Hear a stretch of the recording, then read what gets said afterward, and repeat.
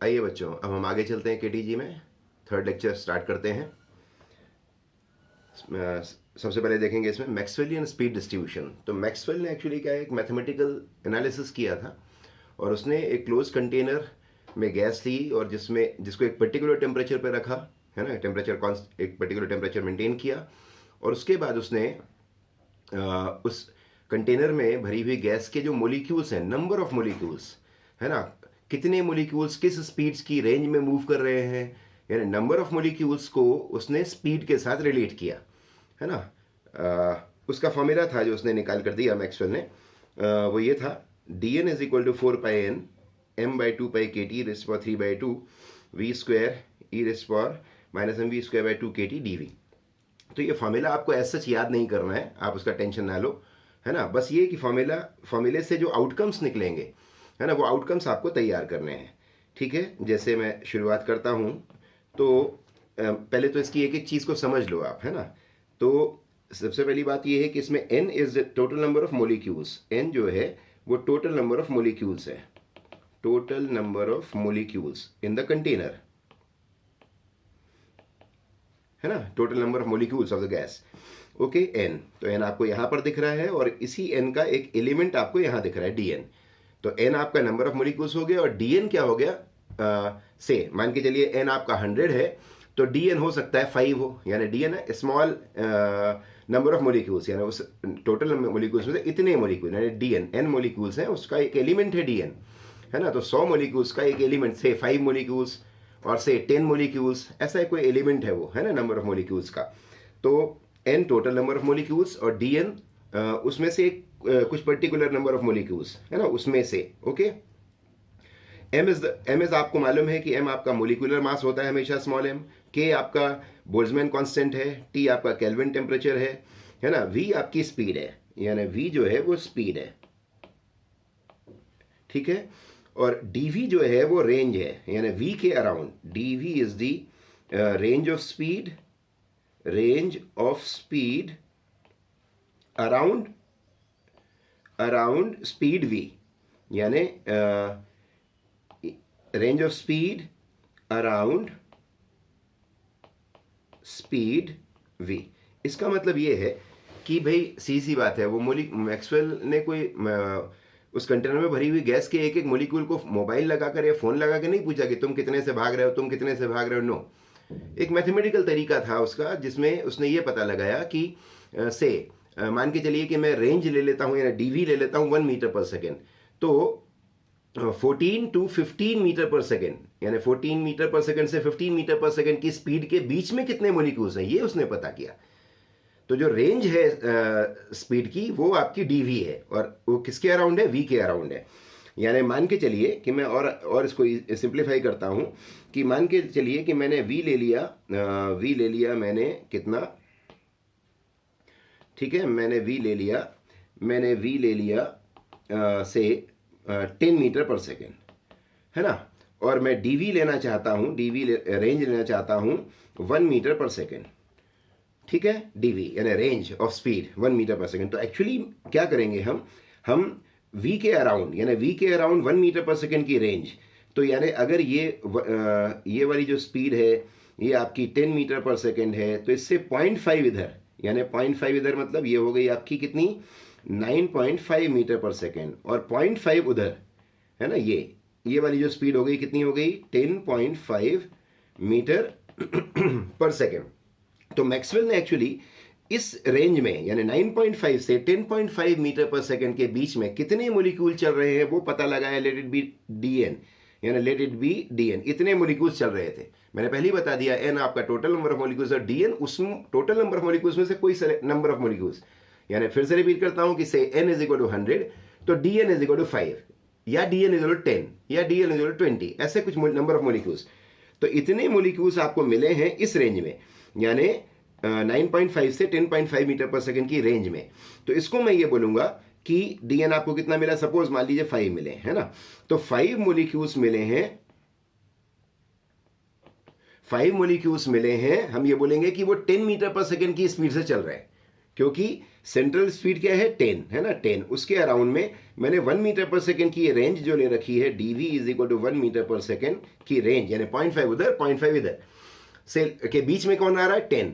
तो हम ये कहेंगे मानेंगे कि 10 मीटर पर सेकेंड की स्पीड से चलने वाले मोलिक्यूल्स आपके कितने हैं 5, क्योंकि वो रेंज में हर जगह फिर इक्वल ही लूंगा ना। सपोज मैं 20 मीटर पर सेकेंड की स्पीड से चलने वाले मोलिक्यूल्स का नंबर पता करने आ रहा हूं, तो 20 मीटर पर सेकेंड के 0.5 इधर यानी 19.5 और उधर 0.5 उधर 20.5 उस रेंज में पता करूंगा। तो उसका बीच का स्पीड क्या है 20 मीटर पर सेकेंड। तो वो जो नंबर ऑफ मोलिक्यूल्स होगा, सपोज मान के चलिए वो 10 आया, तो मैं बोलूंगा कि 10 molecules are moving with the speed of 20 metre per second.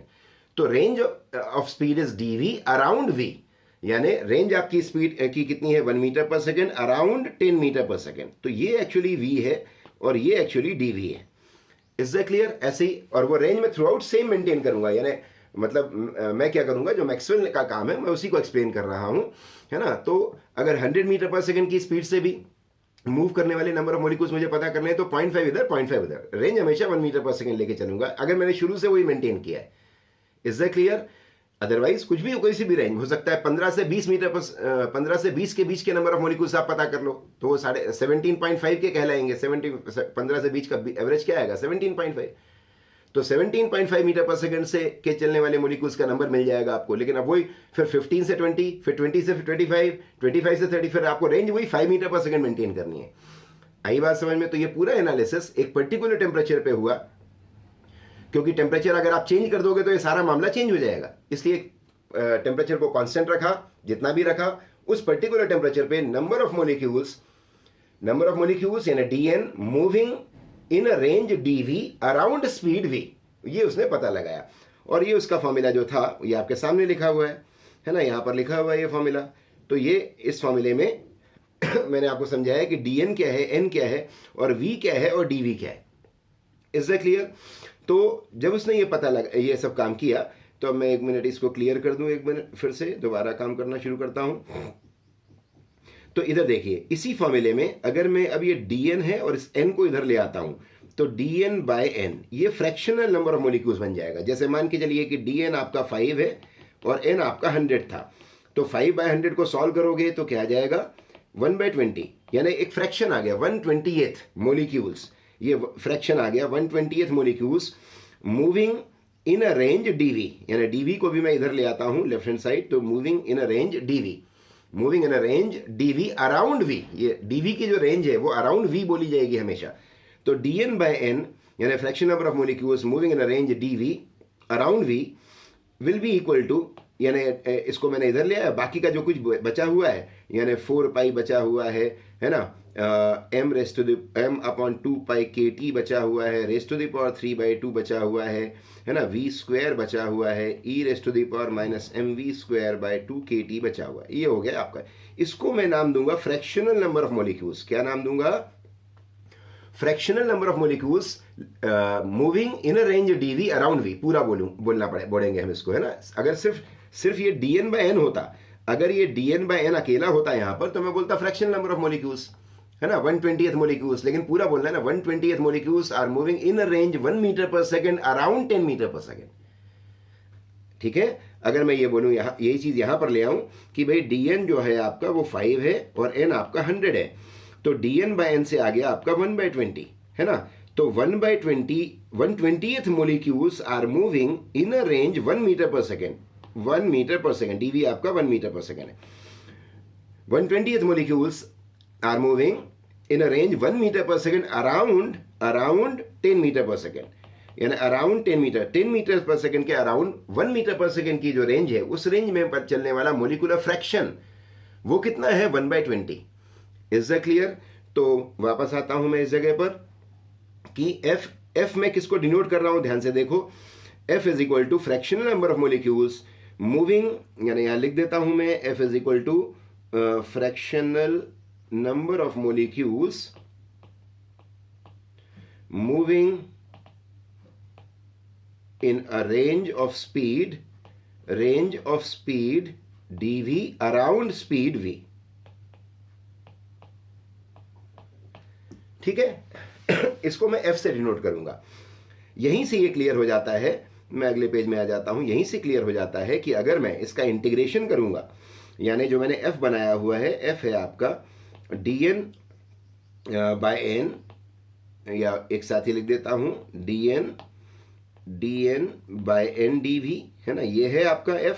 इसका अगर इंटीग्रेशन कर लूंगा मैं, इंटीग्रेशन ऑफ f dv, तो क्या आ जाएगा, देखिए, integration of dn bye n dv into dv।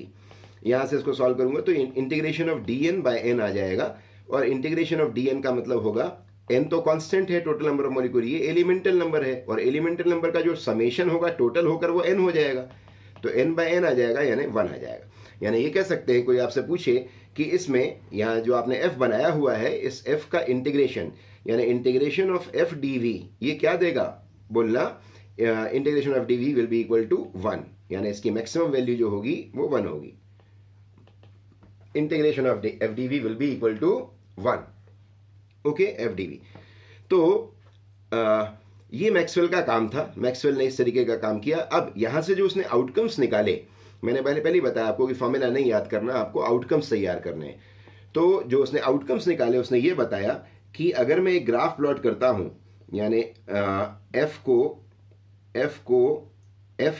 आपको मैं समझा चुका हूं, f किसको बोला जा रहा है, f और स्पीड के बीच में एक ग्राफ बनाता हूं, तो मैक्सवेल ने बताया कि ये ग्राफ इस तरीके का बनता है, ठीक है, इस तरीके का ये ग्राफ बनता है। फिर इस ग्राफ से क्या हमें आउटकम्स मिले हैं, सीखने के लिए जो बातें मिली हैं हमें, वो ये है कि भाई केटीजी के पॉस्टुलेट में जरूर बोला गया था कि molecules are moving with every possible speeds ranging from 0 to infinite. बताया गया था केटीजी के पॉस्टुलेट में कि मोलिक्यूल 0 से लेके इनफाइनाइट तक की स्पीड की रेंज में मूव करते हैं। लेकिन ये साफ दिख रहा है कि यहाँ पर f, यहाँ पर ये जो 0 के आसपास वाला पॉइंट है और ये इनफाइनाइट यानी हाई स्पीड वाला पॉइंट है, वहां पर ये ग्राफ आपका एक्स एक्सिस को टच कर रहा है। और भूलना नहीं, f is dn bye n by dv, तो यानी ये actually fractional number of molecules को रिप्रेजेंट करता है। dv तो 1 मीटर पर सेकेंड रेंज है, वो तो थ्रू आउट मैंने आपको बोला कि सारे पूरे किसी भी स्पीड से के अराउंड अगर आपको रेंज लेनी है वो तो सेम लेनी है। तो dv तो शुरुआत से, जैसे मैंने अभी पीछे न्यूमेरिकल एग्जांपल में समझाया था कि वो तो 1 मीटर पर सेकंड है हर जगह पर, चाहे 20 मीटर पर सेकंड की स्पीड के अराउंड में खड़े हो जाओ या 50 मीटर पर सेकंड की स्पीड के अराउंड खड़े हो जाओ, तो भी आपको रेंज 1 मीटर पर सेकंड रखनी है और फिर देखना है dn बाय n कितना है। तो एक्चुअली ये f जो है पूरा लिखेंगे तो हम ऐसे ही लिखेंगे, लेकिन आपको f के अंदर से साउंड ये नजर आना चाहिए, यानी dn bye n fractional number of molecules, कितना पार्ट मोलिक्यूल्स का, कितना हिस्सा, कितना फ्रैक्शन उस स्पीड से, v की स्पीड से मूव कर रहा है। तो साफ दिख रहा है कि यहां पर यानी इस कोने पर, यानी इस कोने पे मैं बात करूं तो यहां पर भी आपका y यानी f की वैल्यू 0 हो रही है ऑलमोस्ट, यहां पर भी f की वैल्यू 0 हो रही है क्योंकि ग्राफ आपका x एक्सिस को टच कर रहा है। इसलिए मेरे को एक आउटकम बोलना पड़ेगा कि molecules if v is equal to 0 और v is equal to infinite, उस समय dn बाय n आपका नेग्लिजिबल है। यानी केटीजी में बोला गया था कि molecules move with every possible speed ranging from 0 to infinite, लेकिन मैक्सवेल के इस एनालिसिस से पता चल रहा है कि 0 की स्पीड और बहुत हाई स्पीड से चलने वाले मोलिक्यूल्स की संख्या ना के बराबर होती है। Is that clear? ये ग्राफ पूरे एक पर्टिकुलर टेम्परेचर पर है, ध्यान रखना है आपको। ओके, दूसरी बात, एक जगह पर इसने, इस ग्राफ ने हाइट अचीव की है, मैक्सिमम हाइट अचीव की है ना, ये मैक्सिमम हाइट अचीव की है, यहां पर सबसे ज्यादा है। यानी यहां पर आपकी f की वैल्यू, इस पॉइंट पर f की वैल्यू मैक्सिमम है। मैक्सिमम का मतलब है कि fractional molecular fraction is maximum, यानी मतलब मैक्सिमम हिस्सा मोलिक्यूल्स का, उस कंटेनर में भरी हुई गैस का मैक्सिमम परसेंटेज मोलिक्यूल्स का इतनी स्पीड से मूव कर रहा है ना। इसको उसने नाम दिया most probable speed. Most probable speed, क्या नाम दिया? Most probable speed. Most probable speed, ठीक है। कैसे डिफाइन किया इसको कि eight every temperature, at a particular temperature, there is a speed with which maximum number of molecules moves. यानी the fractional molecules is maximum, यानी fraction of molecules is maximum moving with a particular speed, that is called most probable speed. यानी ये मान के चलिए कि अगर container में भरी हुई गैस का 10% 5 मीटर पर सेकंड की स्पीड चल रहे हैं, 20% इतने मीटर पर सेकंड चल रहे हैं, मैक्सिमम परसेंट से 80% of the molecules are moving with a particular speed which is say 50 meter per second, है ना। तो 50 मीटर पर सेकंड हमारी कहलाएगी मोस्ट प्रोबेबल स्पीड, यानी उससे मॉलिक्यूल की सबसे बड़ी संख्या, यानी maximum number of molecules move, इसलिए बोलेंगे कि उस स्पीड से चलने वाले मॉलिक्यूल्स की प्रोबेबिलिटी सबसे ज्यादा, प्रोबेबिलिटी यानी संभावना, ठीक है।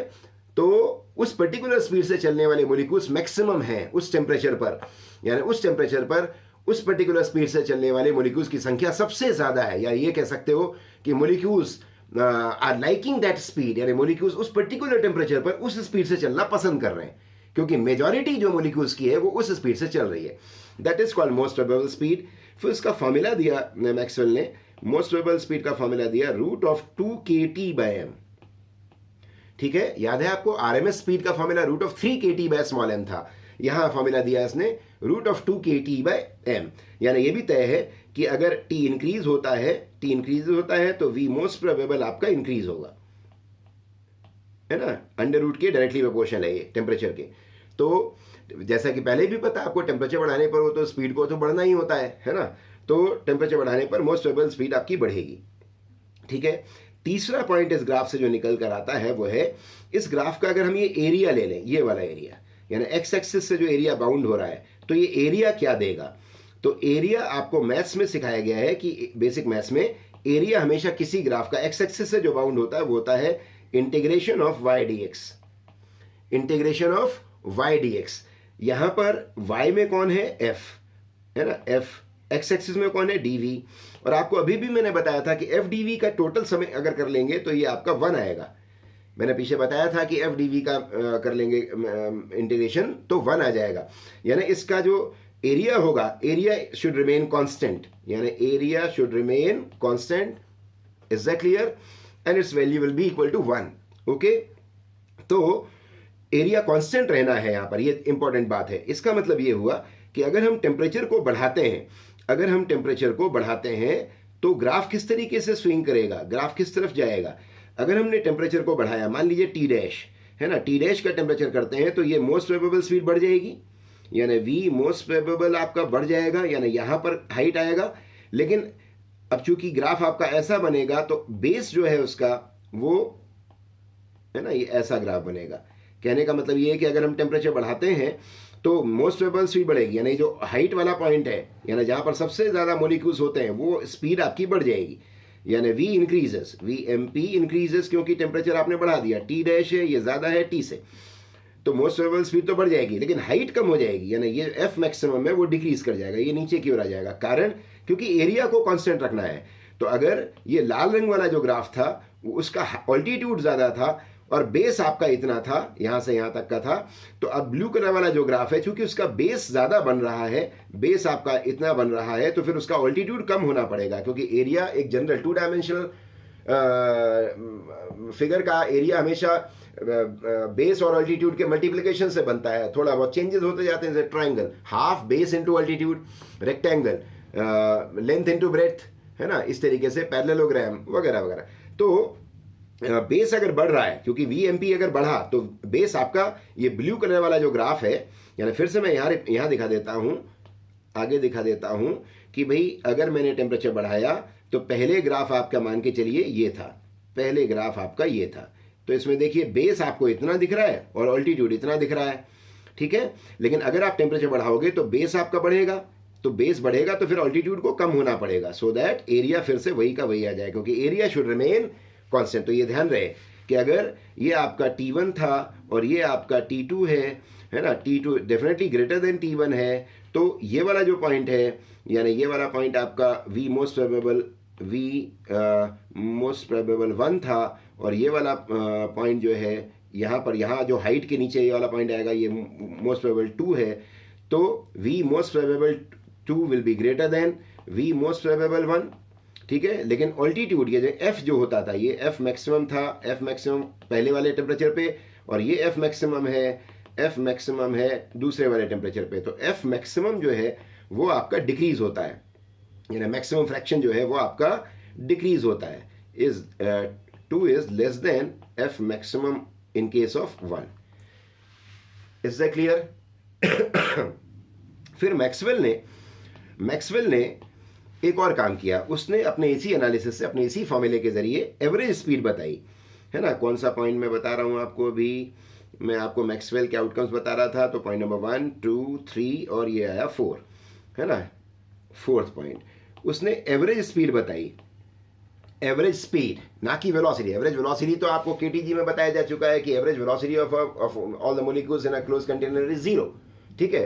ये स्पीड है, एवरेज स्पीड। मैं लिख देता हूं, कंफ्यूजन ना हो आपको, इसलिए लिख देता हूं एवरेज स्पीड, एवरेज स्पीड, है ना, वी एवरेज। ये उसने निकाल कर दी मैक्सवेल ने, √8 kT/πm, ठीक है। ये एक और फॉर्मूला मैक्सवेल के ही एनालिसिस से बाहर आया, √8 kT/πm। अब यहां से एक और क्वेश्चन बनता है। अब आपके पास 3 स्पीड्स हो चुकी हैं। 3 स्पीड्स कौन कौन सी हो चुकी हैं? Vrms है आपके पास, Vrms होता है √3 kT/m, मोलिकुलर फॉर्मूला।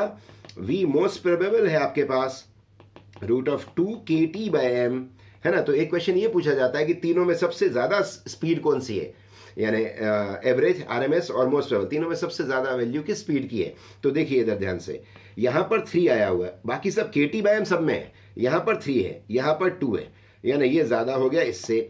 अच्छा, यहां पर 8/π है, kT/m के बगल में 8/π है, और 8/π को सॉल्व करोगे, 8/3.14 को सॉल्व करोगे तो 2 से बड़ी वैल्यू आएगी लेकिन 3 से कम आएगी।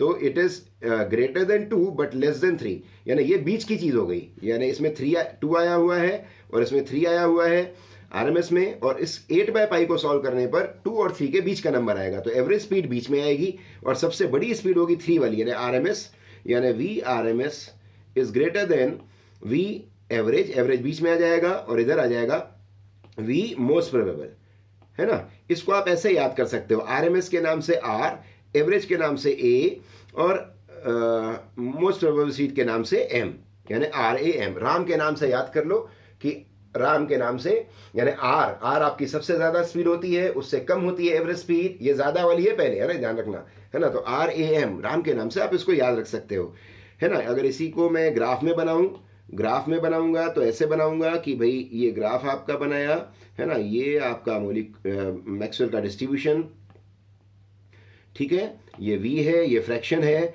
तो आप सबसे पहले ये जो हाइट होती है आपकी, ये चीज क्या कहलाती है?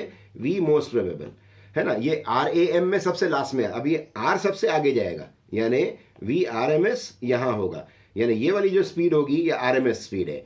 इसके बाद यहां कहीं होगी एवरेज स्पीड, है ना। तो इस तरीके से R पहले, फिर उसके बाद A इधर, फिर उसके बाद M इधर, आगे इस डायरेक्शन में आपको तैयार करना है कि आरएमएस स्पीड सबसे ज्यादा होती है, उससे स्पीड कम होती है एवरेज, और सबसे कम होती है मोस्ट प्रोबेबल स्पीड, और सबके फॉर्मूले आपको याद कर लेने हैं। Is that clear? तो this was all about Maxwellian speed distribution, ठीक है। अब देखिए, मैंने यहां पर आपको जो समझाया है वो समझाया हुआ सारा काम यहां पर लिखा हुआ है। देखिए, मैंने ये लिखा हुआ है कि fraction of molecules moving in a range dv around speed v, f is equal to dn/n/dv is equal to this, ठीक है। और ये ग्राफ मैंने बना दिया, है ना। मैं जब लिखता हूं तो अच्छी राइटिंग नहीं आती है, इसलिए मैं ये भी दे देता हूं साथ में, समझते तो हो, ओके। तो ये मोस्ट प्रोबेबल स्पीड कहलाएगी, यानी से 20 मीटर पर सेकेंड है यहाँ पर लिखा हुआ, और यहाँ पर f की मैक्सिमम वैल्यू आ जाएगी, है ना। Maximum molecules are loving moving with this speed, है ना। तो फ्रैक्शन की मैक्सिमम वैल्यू यहाँ पर आ जाएगी। ये आपका एक्स एक्सिस में स्पीड है। Is that clear? ये ग्राफ आपको मैं समझा चुका हूं।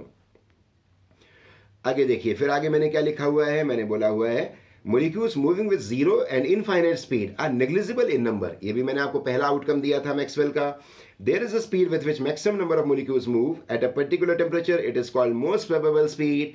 It is given as V most probable is equal to √2 kT/m, याद होना चाहिए, ठीक है। और नोटेशंस मैंने बार बार बोलता हूं, केटीजी में पकड़ कर चलना। बोलो ये स्मॉल m किसका मास है? बोलना मास ऑफ वन मोलिक्यूल, ठीक है, न मोल न गिवन मास, ठीक है, it is mass of one molecule. चलिए आगे देखते हैं। आगे मैंने टेम्परेचर का इफेक्ट दिखाया हुआ है आपको कि अगर टेम्परेचर हमने बढ़ाया, area enclosed by the curve with X axis is proportional to the total number of molecules, है ना। फ्रैक्शन 1 है, लेकिन एक तरीके से एरिया जो है वो आपका किसकी फ्रैक्शन, क्योंकि मैंने पहले ही बताया आपको कि जो f है वो मेनली साउंड उसका उसमें से क्या आता है? dn/n, है ना। तो dn/n यानी मैक्सिमम फ्रैक्शन। तो ये कह सकते हैं कि एरिया, मैं बता चुका हूं आपको कि एरिया आपका टोटल नंबर ऑफ मॉलिक्यूल्स के बारे में बताता है, टोटल नंबर ऑफ मोलिक्यूल्स। इसलिए फ्रैक्शन की वैल्यू 1 आ जाती है, एरिया निकालते हैं तो फ्रैक्शन की वैल्यू 1 आ जाती है ना। तो एक तरीके से टोटल नंबर ऑफ मोलिक्यूल्स के बारे में वो बताता है। ओके, तो एरिया हमेशा कांस्टेंट रहता है, इसीलिए with the increase in temperature V most probable decrease, but F आपका जो होता है वो कम होता है ना, dN/n dV आपका कम होता है। तो ये देखिए T1 के टेम्परेचर पे मैंने ग्राफ दिखाया हुआ है, तो ये वाला ग्राफ है, इसका मोस्ट प्रोबेबल स्पीड यहाँ है और एफ मैक्सिमम इसका यहाँ पर है। लेकिन T2 टेम्परेचर जैसे ही मैंने बढ़ाया तो दूसरा कर्व बना, उसका मोस्ट प्रोबेबल स्पीड बढ़ गया है, लेकिन एफ आपका कम हो गया। T3 और तीसरा टेम्परेचर दिखाया वो और बढ़ाया हुआ है, T3 is greater then T2 is greater then T1। T3 पे मोस्ट प्रोबेबल स्पीड और बढ़ गई है, लेकिन एफ मैक्सिमम आपका और कम हो गया है। तो ये अच्छे से तैयार करना है आपको, ठीक है।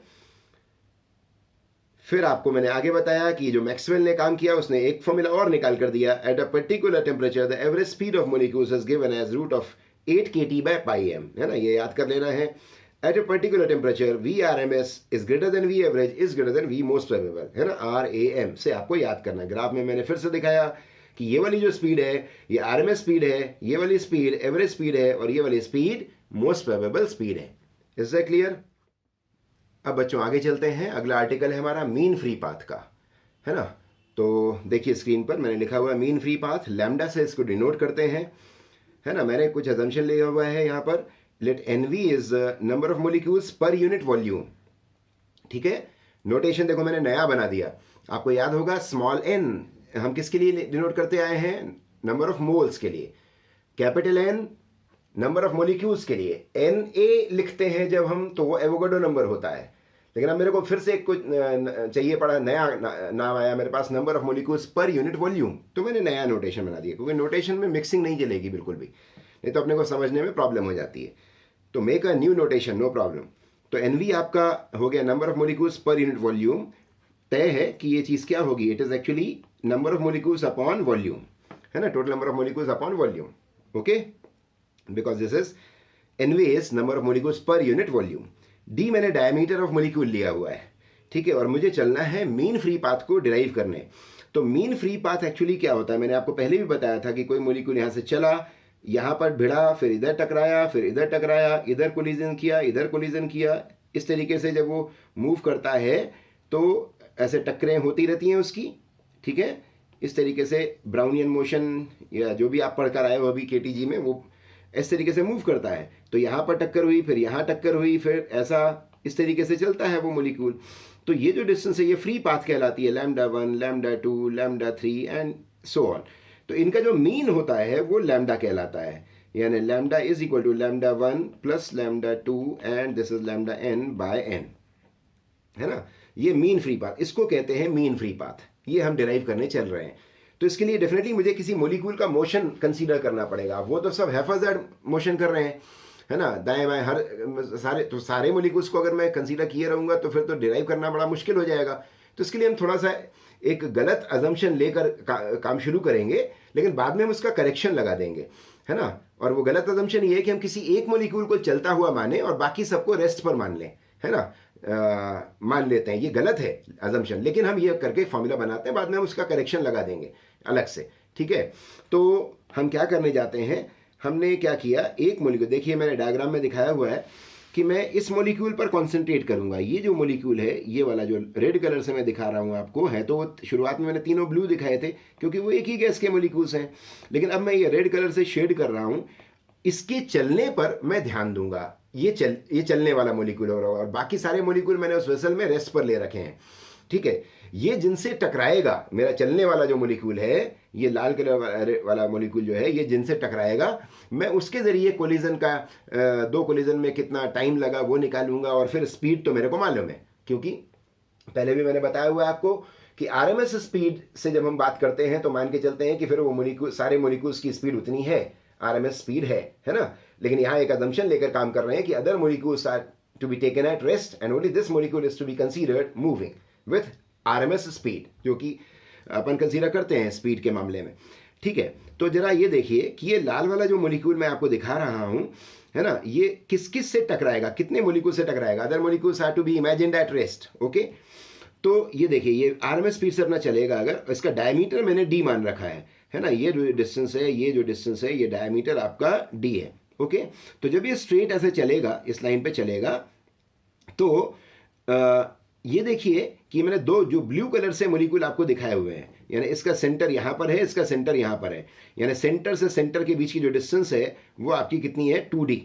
ओके, ये जो टोटल डिस्टेंस जो है वो आपकी वो 2d है। This distance is 2d। Is that clear? तो मेरा मैं जो बोल रहा हूं बस उसको एक्सेप्ट करना है या एक्सेप्ट नहीं करना है, बस ये आप ध्यान दो इस बात पर। मैं ये कहना चाह रहा हूं कि ये जो मेरा चलने वाला मॉलिक्यूल है, ये रेड कलर वाला, वो ये वो लास्ट मॉलिक्यूल्स होंगे, सबसे ज्यादा डिस्टेंस पर होंगे इससे, हमारे चलने वाले मॉलिक्यूल से, जिनसे ये टकराएगा, इस सरफेस को टच करता हुआ जाएगा, है ना, टकराएगा इस सिलेंडर के अंदर।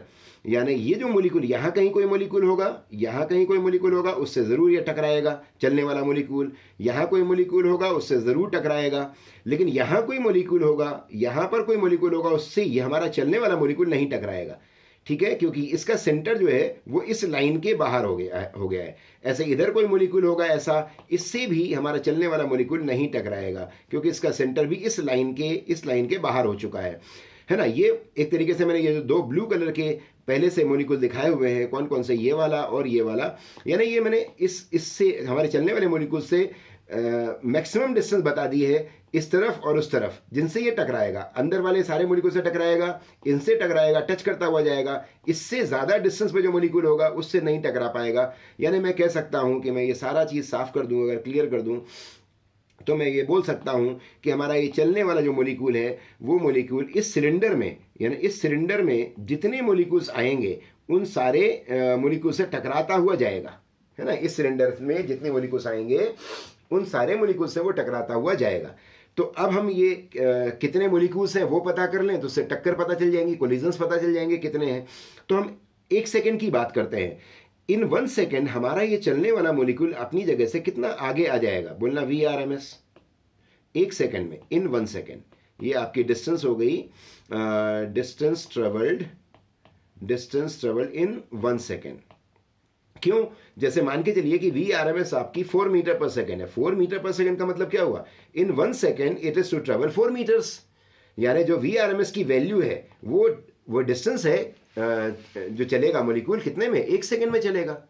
एग्जैक्टली, जैसे 4 मीटर पर सेकेंड थी, अगर RMS स्पीड मान लिया हमने, तो इसका मतलब है कि वो मॉलिक्यूल 1 सेकेंड में 4 मीटर चलेगा। इसी तरीके से VRMS अगर स्पीड मैंने मान ली है तो 1 सेकेंड में मॉलिक्यूल कितना चलेगा, VRMS की बराबर, है ना। तो ये लेंथ आपकी कितनी हो गई, VRMS इन 1 सेकेंड। ओके, चलिए अब इसके बाद 1 सेकेंड में ये इतनी लेंथ चलेगा। अच्छा, आपका जो सिलेंडर है उसकी रेडियस कितनी है, उसकी रेडियस है d। मैंने अभी डायमीटर आपको यहाँ से यहाँ तक का बताया था, ये 2d था। तो रेडियस कितनी है आपके सिलेंडर की, यहाँ से यहाँ तक की चीज़ कितनी है, d। ओके, तो आपका ये जो सिलेंडर है टोटल, ये जो मैंने पूरा बना रखा है, इसका वॉल्यूम कितना होगा, इसका वॉल्यूम होगा पाई r स्क्वायर h, और r कितना है d, तो पाई d स्क्वायर इंटू h की जगह लेंथ है ना VRMS।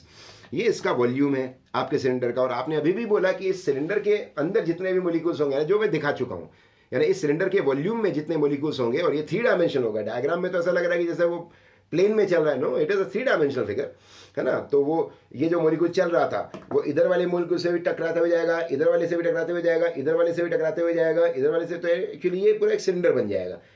जो सेंट्रल मॉलिक्यूल जो चल रहा है वो इधर इधर इधर सब तरफ वाले मॉलिक्यूल से टकराता हुआ आगे की ओर जाएगा। तो कितने वॉल्यूम में के मॉलिक्यूल से वो 1 सेकेंड में टकराएगा, इन 1 सेकेंड, वो है वॉल्यूम इतना। अब मैं यहाँ से शुरू करता हूँ। चूंकि यूनिट वॉल्यूम में कितने मॉलिक्यूल्स से आपने NV ले रखा है, तो कितने मॉलिक्यूल्स से टकराएगा, यानी number of collisions in 1 second. इसको कह सकते हैं कोलिजन फ्रीक्वेंसी। क्या कह सकते हैं, कोलिजन फ्रीक्वेंसी। ये कितनी होगी, 1 सेकेंड में कितना कोलाइड करेगा। यूनिट वॉल्यूम में कितने मॉलिक्यूल्स थे, NV, और आपको कितने वॉल्यूम के मॉलिक्यूल से टकराएगा वो 1 सेकेंड में, वो ये वॉल्यूम रखा हुआ है यहाँ पर, पाई d स्क्वायर VRMS। ठीक है, इतने कोलिजन करेगा वो 1 सेकेंड में। अब फ्रीक्वेंसी का रेसिप्रोकल टाइम पीरियड होता है, यानी फ्रीक्वेंसी अगर मान के चलिए कि 10 कोलिजन्स पर सेकेंड है, इसका ठीक उल्टा करोगे तो 1/10 सेकेंड पर कोलिजन आ जाएगा। या लिख देता हूं मैं यहाँ पर कि अगर मान के चलिए कि जो फ्रीक्वेंसी हम ऑब्जर्व कर रहे हैं ये कोलिजन फ्रीक्वेंसी है, मान के चलिए 10 कोलिजन पर सेकेंड, ये फ्रीक्वेंसी है ना, फ्रीक्वेंसी। इसका ठीक उल्टा करोगे तो टाइम पीरियड आ जाएगा, यानी टाइम पीरियड यानी दो टक्करों के बीच का टाइम, उसको मैं टॉ से डिनोट करूंगा। तो इसको उल्टा करेंगे तो 10 का उल्टा 1/10 और सेकंड कोलिजन पर सेकंड का उल्टा सेकंड बाय कोलिजन।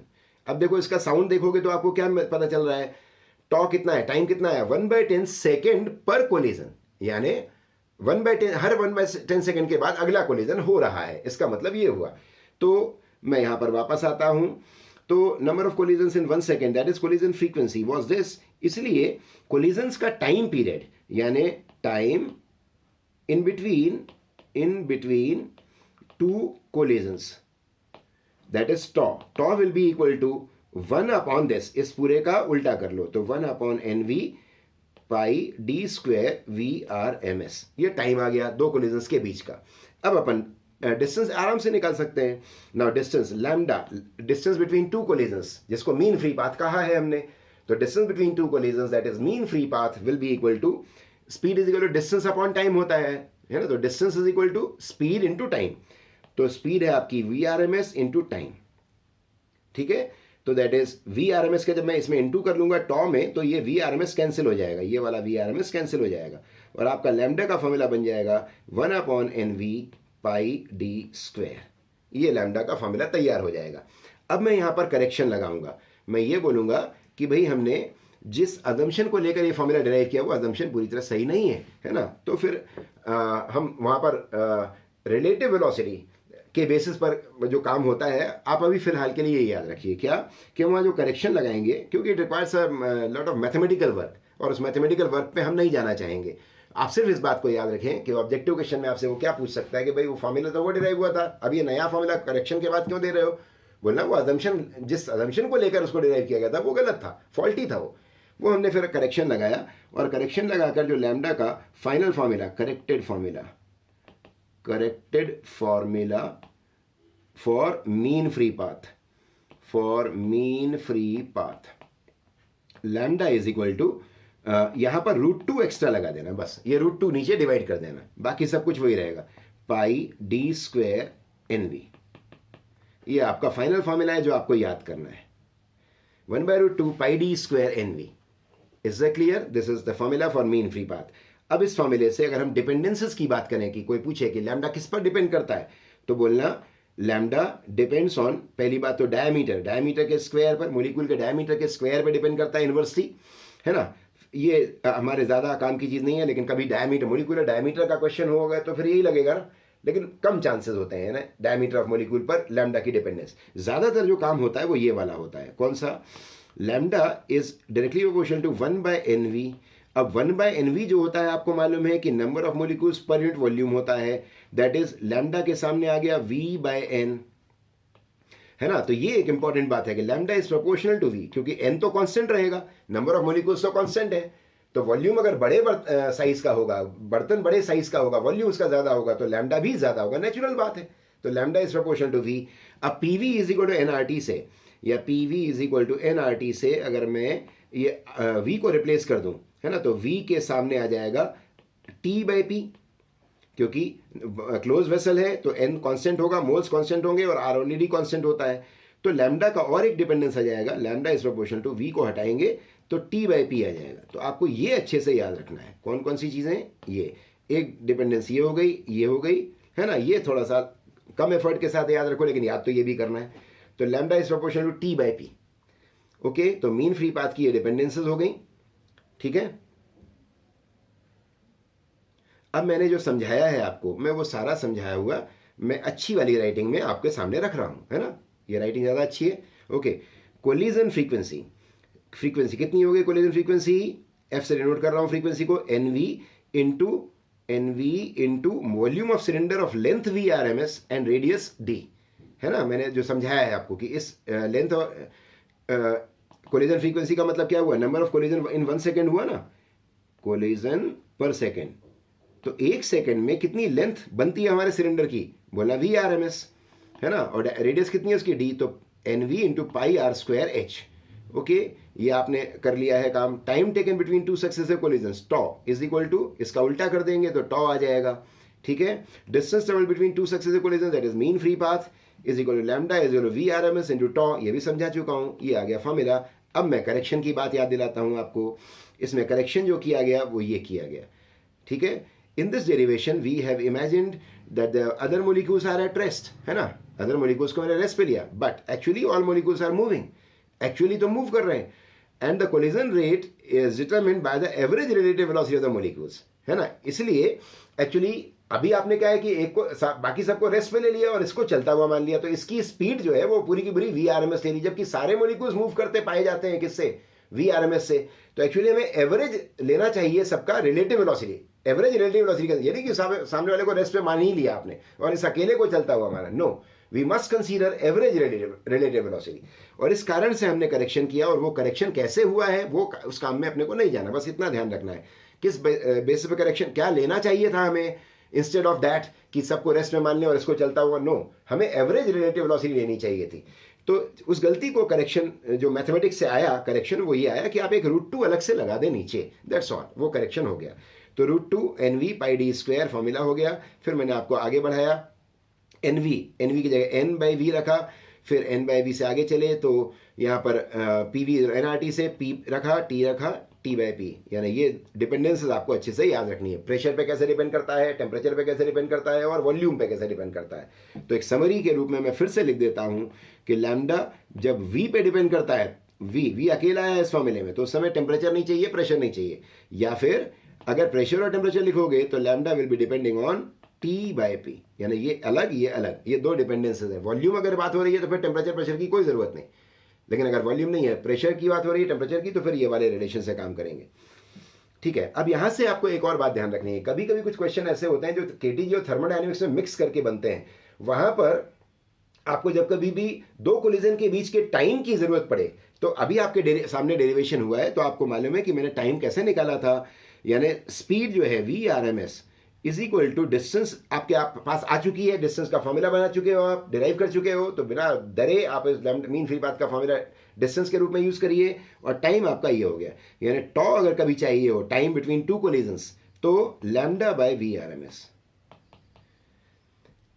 आ गई बात समझ में। तो जब कभी भी आपको दो टक्करों के बीच का टाइम की किसी क्वेश्चन में रिक्वायरमेंट हो रही हो, तो आप ऐसे आगे बढ़ जाना, लैम्डा आपका फॉर्मूला पता है आपको और VRMS का फॉर्मूला पता है, इससे क्लियर, हम इसको आगे बढ़ा लेंगे, ठीक है। अगला आर्टिकल लेते हैं बच्चों, degrees of freedom. Degrees of freedom actually क्या है, अपन यहीं सिर्फ यहाँ के कॉन्टेक्स्ट में बात करें तो the total number of ways, independent ways in which a gas molecule can have exchange of energy with the other molecules, यानी जब एक मोलिक्यूल चलते हुए टकराता है तो टक्कर के कारण वो दूसरे मोलिक्यूल से कितने तरीकों से एनर्जी गेन ले सकता है ना, ट्रांसफर मतलब एक्सचेंज, गेन या लॉस तो होता ही नहीं है, कहीं एनर्जी कंजर्व रहती है ना, मालूम है आपको, लेकिन एक्सचेंज कितने तरीकों का हो सकता है। यानी मान के चलिए कि एक मोलिक्यूल को सामने वाले से टकराने में उसको ये मिल गई, यानी उसको एक एनर्जी ट्रांसलेशन, यानी ½ mvx², यानी एक्स एक्सिस में चलने वाली के लिए की एनर्जी मिल गई उसको, है ना, ये एक्सचेंज कर लिया उसने।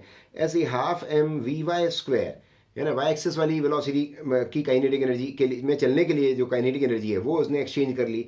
½ Iω², रोटेशनल है, अब रोटेशन में भी क्या है, ओमेगा अबाउट एक्स एक्सिस का square, omega about Y axis का square, omega about Z axis का स्क्वायर, ये सब जो एनर्जीज हैं वेरियस तरीकों की, ये एक्सचेंज होती हैं, यानी मॉलिक्यूल जब टकराते हैं एक दूसरे से तो ये आपस में एक्सचेंज करते हैं। Total number of independent ways in which a gas molecule can have exchange of energy during collisions with the other molecules is called its degrees of freedom। तो इन सिंपल लैंग्वेज अगर बात करें तो degrees of freedom का मतलब ये हुआ, जैसे अगर मैं मोशन इन वन डायमेंशन में बात करूं तो मोशन इन वन डायमेंशन में एक पार्टिकल अगर स्ट्रेट लाइन में चल रहा है वन डायमेंशन, तो उसके पास एक ही डिग्री ऑफ फ्रीडम है ना। प्लेन में चल रहा है तो उसके पास 2 डिग्रीज ऑफ फ्रीडम है, क्योंकि वो एक्स एक्सिस में भी जाकर एनर्जी का एक्सचेंज कर सकता है, वाई एक्सिस में भी जाकर एनर्जी का एक्सचेंज कर सकता है। तो ठीक इसी तरीके से यहाँ पर गैस के केस में हमें देखना है डिग्रीज ऑफ फ्रीडम। तो मतलब मैंने आपको वहाँ काइनेमेटिक्स में इसलिए देखा था कि सबसे पहले जैसे वहाँ मोशन 1 डायमेंशन, 2 डायमेंशन, 3 डायमेंशन, अपन ये बोलते हैं ना कि कितने प्रकार का वो मोशन कर सकता है, और वैसे ही सिमिलर सॉर्ट ऑफ थिंग यहाँ पर है गैसेस के केस में डिग्रीज ऑफ फ्रीडम का कंसेप्ट, ठीक है।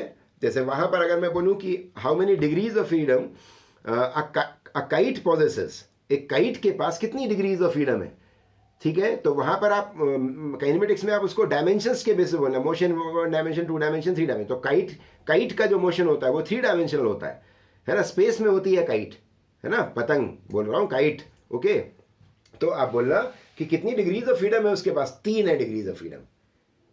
कैन टेक एनर्जी, कौन कौन सी उसके पास एनर्जी हो सकती है, half M V X square, half M V Y square, half M V Z square.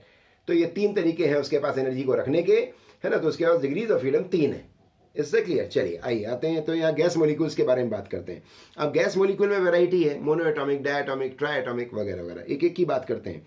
Mono atomic की अगर मैं बात करता हूँ, मोनो एटॉमिक तो मोनो एटॉमिक जैसे आर्गन है या हीलियम है, तो ये जस्ट 1 एटम है ना, एक ही एटम होता है ना। यहाँ पे मैं डायटॉमिक को भी लिखते जाता हूँ।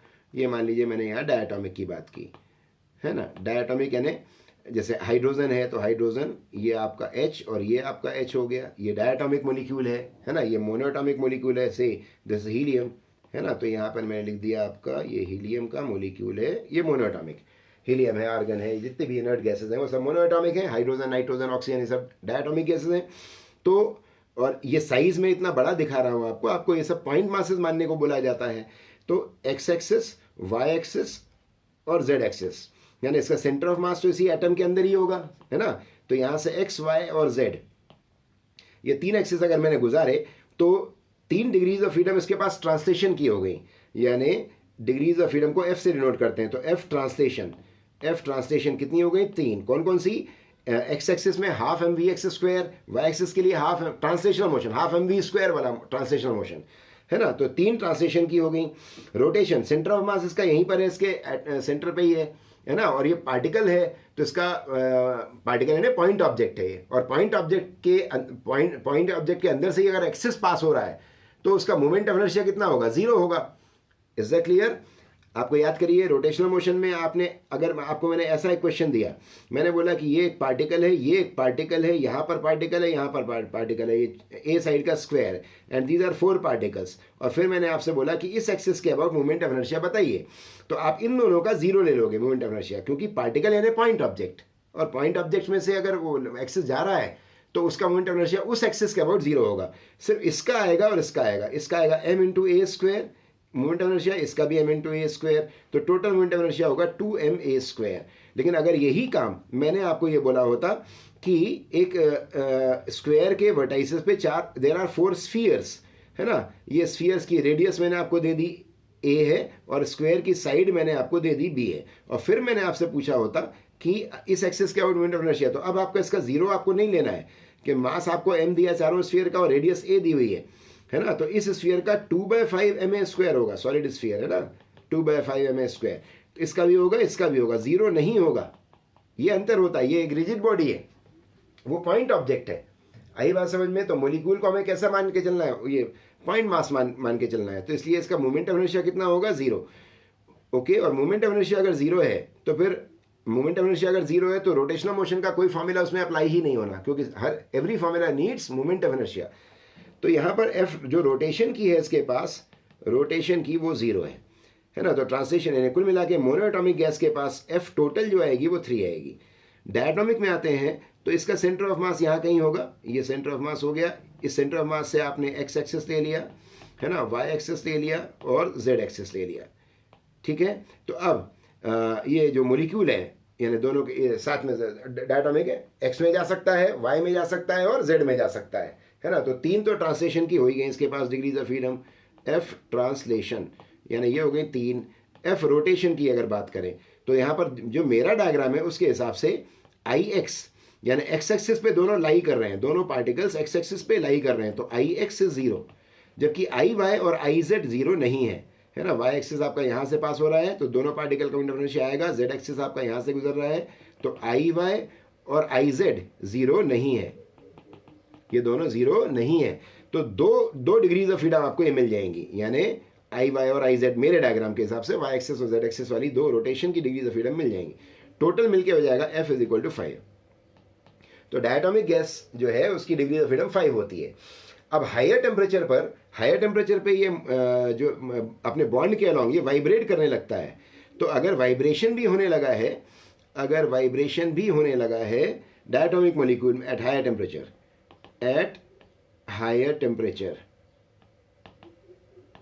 है ना, वाइब्रेशन के कारण 2 डिग्रीज ऑफ फ्रीडम आपकी बढ़ जाती है, क्योंकि वहां काइनेटिक, एक ऑसिलेशन में काइनेटिक एनर्जी और पोटेंशियल एनर्जी, स्प्रिंग वाला मैकेनिज्म, तो काइनेटिक एनर्जी और पोटेंशियल एनर्जी 2 एनर्जीज का इंट्रोडक्शन और हो जाता है वहां पर, है ना, आपस में एक्सचेंज होते रहना। तो इसलिए एक वाइब्रेशनल मोशन से 2 डिग्रीज ऑफ फ्रीडम आपकी बढ़ती हैं। तो टोटल मिला के F of diatomic gas at higher temperature हो जाएगा 7। लेकिन अब इसमें आपको ये एक डाउट होगा कि सर हायर टेम्परेचर किसका कितना, अलग अलग गैसेस के लिए वाइब्रेशन कब करेगी वो गैस, वो अलग अलग टेम्परेचर होगा। तो ये क्वेश्चन में जिक्र होता है इसका, है ना, इससे आप निश्चिंत रहिए। नॉर्मल आप याद रखिए एफ इज इक्वल टू 5 होता है डायटोमिक का, और फिर हायर टेम्परेचर पे वो शब्द बोलेगा, वहां पर हायर टेम्परेचर बोलेगा तब आपको फिर इसको कंसीडर करना है, या वाइब्रेशन शब्द बोलेगा तब आपको कंसीडर करना है, otherwise F is equal to 5 लेकर आपको काम करना है। Is that clear? अब ट्राइएटॉमिक में आते हैं। तो ट्राइएटॉमिक गैस अगर है तो इसमें 2 हो सकते हैं, या तो वो नॉन लीनियर हो या फिर लीनियर हो, है ना। नॉन लीनियर जैसे वाटर है, वाटर का जो मोलिक्यूल है वो आपका ऐसा है ना, ये, है ना। तो ये नॉन लीनियर है, तीनों एटम्स, ट्राइएटॉमिक तो है, 3 एटम्स तो है इसके अंदर, है ना। वाटर की आप गैस मान के चलिए, इसको वाटर को वेपर बनाएंगे, वेपर के बाद क्रिटिकल टेम्परेचर के ऊपर ले जाएंगे तब अपने को गैस बन जाएगी, मतलब गैस के स्ट्रक्चर में उसमें मिल जाएगी, है ना। तो खैर उससे आप निश्चिंत रहिए। तो वाटर का मतलब गैसियस फेज आप इमेजिन कर रहे हो, ओके। तो आपका ये H2O इस तरीके का है, नॉन लीनियर है ये, है ना। तो नॉन लीनियर में इसका जहां कहीं भी सेंटर ऑफ मास होगा, पहली बात एफ ट्रांसलेशन, ये तो 3 होगा, क्योंकि मोलिक्यूल एक्स एक्सिस में जा सकता है, वाई एक्सिस में जा सकता है और जेड एक्सिस में जा सकता है, इसको चलने से कोई नहीं रोक सकता। तो ट्रांसलेशन की 3, ये ट्रांसलेशन की जो डिग्रीज ऑफ फ्रीडम है वो मिनिमम 3 तो सब में होनी ही है, क्योंकि मोलिक्यूल को रहना कहाँ है, स्पेस में, और स्पेस में जो रहेगा काइट के जैसा, तो उसको एक्स में चलने, वाई में चलने और जेड में चलने से कोई रोक नहीं सकता। तो 3 डिग्रीज ऑफ फ्रीडम तो सभी के पास होनी है, यानी मिनिमम, कोई बोले कि एफ मिनिमम कितना होता है, जो सबके पास होता है, वरना 3, ठीक है। अब इसके बाद एफ रोटेशन। तो जैसे भी मैंने डायटोमिक गैस का केस बताया था, उसमें चूंकि एक्स एक्सिस पे दोनों एटम्स लाई कर रहे थे, तो आई एक्स 0 हो गया था, moment of inertia x axis के अबाउट 0 हो गया था। यहाँ तीनों चूंकि लाइन में ही नहीं है, एक ही लाइन में है ही नहीं, नॉन लीनियर है मोलिक्यूल, तो कोई भी एक एक्सिस में तीनों पार्टिकल आ ही नहीं सकते। तो रोटेशन की भी यहाँ पर 3 डिग्रीज ऑफ फ्रीडम होगी, यानी आई एक्स, यानी यहाँ पर आई एक्स, आई वाई और आई जेड कोई भी 0 नहीं होगा, आई एक्स भी 0 नहीं होगा, आई वाई भी 0 नहीं होगा, आई जेड भी 0 नहीं होगा। तो टोटल मिला के एफ इज इक्वल टू 6 हो जाएगा। Is that clear? अब आते हैं लीनियर में। लीनियर मतलब जैसे carbon dioxide is a linear molecule, है ना, कार्बन डाइऑक्साइड। अब ये लीनियर, एक ही लाइन पे है तीनों एटम्स, 3 तो हैं, ट्राइएटॉमिक तो है, लेकिन तीनों एटम्स एक लाइन पे हैं। वंस अगेन एफ ट्रांसलेशन ये आपका 3 हो गया।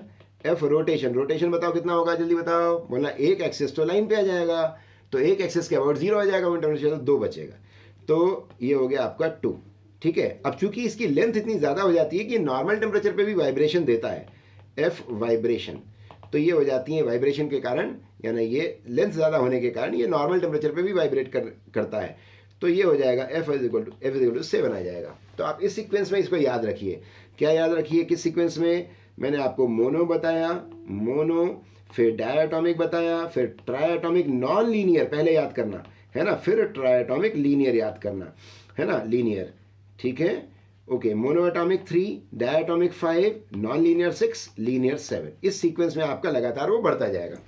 तो बस ये 3, 5, 6 एंड 7। अब रहा सवाल पॉलीएटॉमिक गैसेस का। पॉलीएटॉमिक अगर गैस है तो उसमें सबसे पहले, उसमें आप इस वाले फिगर को ध्यान में देखिए, यानी ये वाटर वाला जो डायग्राम था, यानी और एटम्स बढ़ जाएं किसी गैस में, इधर भी हो वगैरह वगैरह, है ना।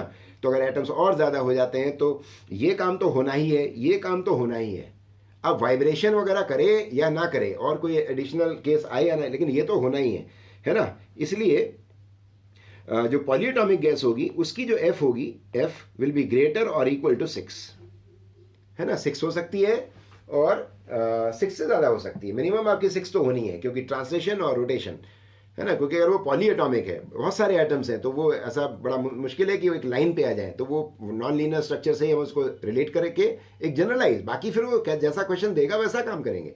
एक जनरलाइज वे में थिंकिंग जो रखनी होगी वो हम बोलेंगे कि 6 या 6 से ज़्यादा होगी, है ना, पॉलीएटॉमिक गैस की। अब देखिए बच्चों, मैंने यहाँ पर वही जो समझाया आपको वही लिखा हुआ है ना। मोनोएटॉमिक गैस के पास जो डिग्रीज ऑफ फ्रीडम होंगी 3 होंगी, और वो पूरी की पूरी ट्रांसलेशनल मोशन की। डायटोमिक गैस ट्रांसलेशन की 3 होंगी और रोटेशन की 2 होंगी, है ना, 5। At higher temperature, diatomic molecule that is free to vibrate in addition to translation and rotation will have 7, 3 plus 2 plus 2 degrees of freedom। समझा चुका हूं मैं आपको, है ना। इधर देखिए आगे, ट्राइटोमिक गैस अगर नॉन लीनियर है ना, नॉन लीनियर है तो ट्रांसलेशन और रोटेशन नॉन लीनियर है तो ऑल द तीनों एटम्स जो है वो एक लाइन पे तो आएंगे नहीं, तो तीनों रोटेशन की होंगी, 3 ट्रांसलेशन की होंगी। 3 plus 3 6। ट्राइटोमिक गैस लीनियर तो 3 plus 3 plus 2, है ना, 3 plus 2 plus 2, क्योंकि रोटेशन की 1 डिग्री ऑफ फ्रीडम इसमें कम हो जाएगी, क्योंकि एक लाइन पे आ जाएंगे ना, एक एक्सिस पे, तो लीनियर है ये मोलिक्यूल, है ना, तो रोटेशन की 1 डिग्री ऑफ फ्रीडम कम हो जाएगी। तो 3 plus 2 plus 2 वाइब्रेशन के कारण 2 ऐड हो जाएगा, 7 हो जाएगी। Polyatomic gas translation plus rotation 3 plus 3 6। लेकिन अगर एक जनरलाइज वे में बोले तो polyatomic gas can have greater और इक्वल टू 6, ऐसा बोल सकते हैं in a generalized way. Is that clear? अब बच्चों, जैसे अभी हमने डिग्रीज ऑफ फ्रीडम आपको बताया, तो आपको याद होगा कि आप थर्मोडाइनमिक्स में भी डिग्रीज ऑफ फ्रीडम पढ़ चुके हैं, और कई चीज़ें और पढ़ चुके हैं जो केटीजी की भी बाउंड्री में आती हैं, है ना। केटीजी और थर्मोडाइनमिक्स का बीच में जो केटीजी और थर्मोडाइनमिक्स का एक बीच में जहाँ जंक्शन होता है दोनों चैप्टर्स का, तो वहाँ पर कुछ चीज़ें ओवरलैप करती हैं ना, कि इसमें पढ़ लिया या उसमें पढ़ लिया। तो चूंकि आप थर्मोडाइनमिक्स में आपको जो पढ़ा चुके हैं, है ना, वो मैं आपको रिकॉल करा दूँ एक बार, क्योंकि क्वेश्चंस में कई बार दोनों चीज़ें यूज़ में आ जाती हैं, तो आपको ध्यान होना चाहिए। तो मैं थर्मोडायनेमिक्स को रिकॉल करा देता हूँ बस आपको, कि आपको क्या क्या बता दिया गया है ना। आइए, ये आपको बताया गया है Boltzmann's law of equipartition of energy. Law of equipartition of energy ये कहता है कि एक मोलिक्यूल के पास उसकी 1 डिग्री ऑफ फ्रीडम के लिए जो एनर्जी अवेलेबल होती है वो ½ kT होती है, ठीक है, ½ kT, के यानी बोल्ट्जमैन कांस्टेंट, टी यानी केल्विन टेम्परेचर। ये लिखा हुआ है मैंने यहाँ पर, देखिए, है ना, ये मीन काइनेटिक एनर्जी पर मोलिक्यूल, एक मोलिक्यूल के पास 1 डिग्री ऑफ फ्रीडम के लिए ½ kT होती है। तो अगर हमारे पास n मोलिक्यूल्स हैं, है ना, बर्तन में n मोलिक्यूल्स है, कैपिटल N मोलिक्यूल्स, ओके, और f डिग्री ऑफ फ्रीडम है उस गैस की, मान लो डायटोमिक गैस है तो आपको मालूम है F = 5, मोनोएटॉमिक गैस है अगर तो F = 3। तो अगर वो गैस की डिग्रीज ऑफ फ्रीडम f है और नंबर ऑफ मोलिक्यूल्स n है, तो कितनी हो जाएगी टोटल एनर्जी उस बर्तन में भरी हुई गैस की, उसको हम क्या कहेंगे, internal energy of that gas, ठीक है। तो internal energy of that gas can be written as degrees of freedom f को मल्टीप्लाई किया, नंबर ऑफ मोलिक्यूल्स को मल्टीप्लाई किया और ½ kT कर दिया, क्योंकि एक मोलिक्यूल के पास 1 डिग्री ऑफ फ्रीडम के लिए ½ kT था। तो n मोलिक्यूल्स के पास अगर उनकी डिग्री ऑफ फ्रीडम f है तो टोटल एनर्जी कितनी हो जाएगी, और वो गैस की इंटरनल एनर्जी कहलाएगी। तो F × n × ½ kT। अगर इसी को मोलार फॉर्म में कन्वर्ट करें तो F इंटू यहाँ पर कैपिटल N की जगह क्या आ जाएगा, स्मॉल n, और स्मॉल n क्या होता है, हमेशा हमने क्या लिखा हुआ है, नंबर ऑफ मोल्स, है ना, मोल्स का नंबर हो जाएगा, और K की जगह ले लेगा R, यूनिवर्सल गैस कांस्टेंट, है ना, ये मोलार कांस्टेंट होता है। तो internal energy of gas can be written as either this way, molecular form, और ये molar form. Is that clear? यहाँ से छोटी छोटी कई सारी बातें बन जाती हैं, जैसे change in internal energy of gas due to change in temperature. अगर हम टेम्परेचर, ये फॉर्मूला इंटरनल एनर्जी का सीधे सीधे ये बताता है कि भाई बर्तन में भरी हुई गैस को आप बदल तो सकते नहीं, आप जो भी थी वो डायटोमिक थी या जो भी थी, तो उसकी F फिक्स हो गई। बंद बर्तन है तो उसमें मोल्स को चेंज तो कर नहीं सकते अब आप, हाँ, बाहर से हीटअप कर सकते हो, कूल कर सकते हो, प्रेशर बढ़ा सकते हो, वगैरह वगैरह, ये सब कर सकते हो, तो ये सब टेम्परेचर चेंज कर सकते हो। तो इस फॉर्मूले में एक तरीके से बंद बर्तन में भरी हुई गैस का आप ना F चेंज कर सकते हैं, ना N चेंज कर सकते हैं, ना 1/2 ना R, सिर्फ टेम्परेचर चेंज कर सकते हो। इसीलिए कह सकते हैं हम कि internal energy of N ideal gas, और ये शुरू से बोलते आए हम इस चैप्टर में कि internal energy of N ideal gas depends only on temperature. तो टेम्परेचर को अगर हम चेंज करेंगे तभी उसकी इंटरनल एनर्जी चेंज होगी, और चेंज इन इंटरनल एनर्जी कितना होगा, ये देखिए लिखा हुआ है, delta U = n into, molar form में लिख रहे हैं हम, है ना, तो n into F/2 R delta T, है ना, इसी फॉर्मूले से यहाँ पर आ गया इतने joule. Now the internal energy of gas पर मोल, एक मोल की अगर मैं बात करूं तो n की जगह पर 1 रख देंगे हम इस फॉर्मूले में, तो आ जाएगा F/2 RT, ठीक है। अब फर्स्ट लॉ ऑफ थर्मोडायनामिक्स भी आपको बताया गया है, फर्स्ट लॉ ऑफ थर्मोडायनामिक्स में ये बताया गया था कि what ever heat is taken by a system can be consumed at the most in 2 ways. A part of that heat taken may increase the internal energy of gas, and remaining part of that taken heat may do the work against the external pressure. यानी thermodynamics को जब भी आप recall करें तो ये ऐसे recall किया करें कि जैसे एक बर्तन है, ये एक सिलेंडर है ना, ये एक पिस्टन है, ठीक है, और ये आपकी कोई गैस है, ये आपकी कोई गैस है इसमें भरी हुई, ठीक है। अब आपने इसको कुछ हीट दिया, आपने इसको कुछ हीट दिया, ठीक है। इस हीट का यूज़ ये सिस्टम दो प्रकार से करेगा। इसका कुछ पार्ट, इस हीट का कुछ पार्ट तो इंटरनल एनर्जी बढ़ाएगा, क्योंकि हीट दे रहे हो तो द टेम्परेचर में increase, the temperature of gas में increase, and so the internal energy of gas में इंक्रीज। ओके, तो कुछ पार्ट ये बढ़ा देगा, है ना, और रिमेनिंग पार्ट ये गैस जो पिस्टन को देखो ध्यान से, तो गैस पिस्टन को ढिशुम ढिशुम कर करके ऊपर धकेल देगी, और ऊपर से जो प्रेशर आ रहा है ना, ये प्रेशर पी एक्सटर्नल, इस एक्सटर्नल प्रेशर के लगे होने के बावजूद पिस्टन को धकेल देगी ऊपर ढिशुम ढिशुम करके। ये वर्क हो गया, यानी फोर्स लगाया गया हमारे मॉलिक्यूल्स ने और डिस्प्लेस किया, तो यहाँ से वर्क आ जाता है। और वर्क का भी फॉर्मूला आपको पता है। वर्क का फॉर्मूला, अगर प्रेशर कांस्टेंट है एक्सटर्नल प्रेशर, तो वर्क का फॉर्मूला होता है P into delta we, change in volume. यही फॉर्मूला आगे जाकर हो जाता है PV2 minus PV1, that is PV2 की जगह nRT2 लिख सकते हो, तो nRT2 minus nRT1 that is nR delta T, है ना, ये लिख सकते हो आप। या अगर प्रेशर वेरिएबल है तो आपको मालूम है कि work done is equal to integration of P। ये सब थर्मोडायनेमिक्स में आपने पढ़ा हुआ है ना, इंटीग्रेशन से निकाल लेते हैं। तो इस तरीके से फर्स्ट लॉ ऑफ थर्मोडायनेमिक्स भी आपको याद है ना, पढ़ा हुआ है अपने थर्मोडायनेमिक्स चैप्टर में।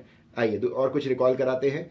तो आपको ये रिकॉल करा दें हम कि आपने heat required to raise the temperature of 1 mole gas by 1 Kelvin at constant volume। constant volume पर जो मोलार स्पेसिफिक हीट होती है, मोलार स्पेसिफिक हीट का मतलब एक मोल गैस का टेम्परेचर 1 केल्विन से बढ़ाने के लिए जो हीट लगेगी उसको हम मोलार स्पेसिफिक हीट कहेंगे। अब अगर वॉल्यूम कांस्टेंट रखा है उस दौरान तो उसको molar specific heat at constant volume बोलेंगे, and that is actually CV is equal to DU by dt per mole by dt, और इससे आ जाता है CV is equal to FR by 2। ये आपको याद कराया गया है थर्मोडायनेमिक्स में।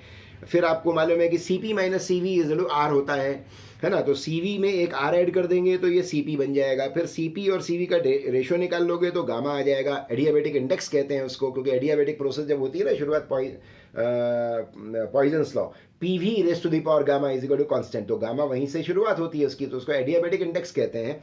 तो gamma is equal to CP by CV, 1 + 2 by F बन जाएगा। यहाँ से ये ध्यान रखना है आपको कि गामा यहाँ से साफ दिख रहा है कि गामा जो होगा वो 1 से तो ज़्यादा ही होगा, है ना, क्योंकि 1 में कुछ तो भी ऐड हो रहा है, 2 बाई F ऐड हो रहा है, और F can not be negative, है ना, तो गामा 1 से ज़्यादा होगा। साथ ही साथ जो F मिनिमम है, F मिनिमम जब होगा वो कितनी, मिनिमम डिग्रीज ऑफ फ्रीडम कितनी होती है, 3। बताया आपको कि ट्रांसलेशनल मोशन की डिग्रीज ऑफ फ्रीडम 3 सबसे कम, और वो हर गैस में होगी, क्योंकि gas molecules always move in space, तो 3 डायमेंशनल मोशन तो उनको करना ही है ना।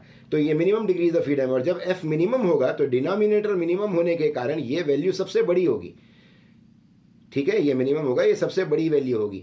तो सबसे बड़ी चीज़ का एडिशन अगर 1 में होगा तो गामा भी मैक्सिमम मिलेगा, तो गामा आपका मैक्सिमम होता है 1 + 2 by 3 that is 5 by 3 that is 1.67, है ना, ये गामा मैक्सिमम है, यानी गामा 2 भी नहीं हो सकता। एक तरीके से कह सकते हैं कि गामा 1 से ज़्यादा है, यानी ये 1 और ये 2, गामा ना तो 1 हो सकता है ना 2 हो सकता है। 1 और 2 के बीच का एक फ्रैक्शनल नंबर होता है गामा, 1 और 2 के बीच का, ना 1 हो सकता है ना 2 हो सकता है। ये गामा के बारे में हमें यहाँ से इन्फॉर्मेशन मिलती है, सब आपने थर्मोडायनेमिक्स में किया हुआ है।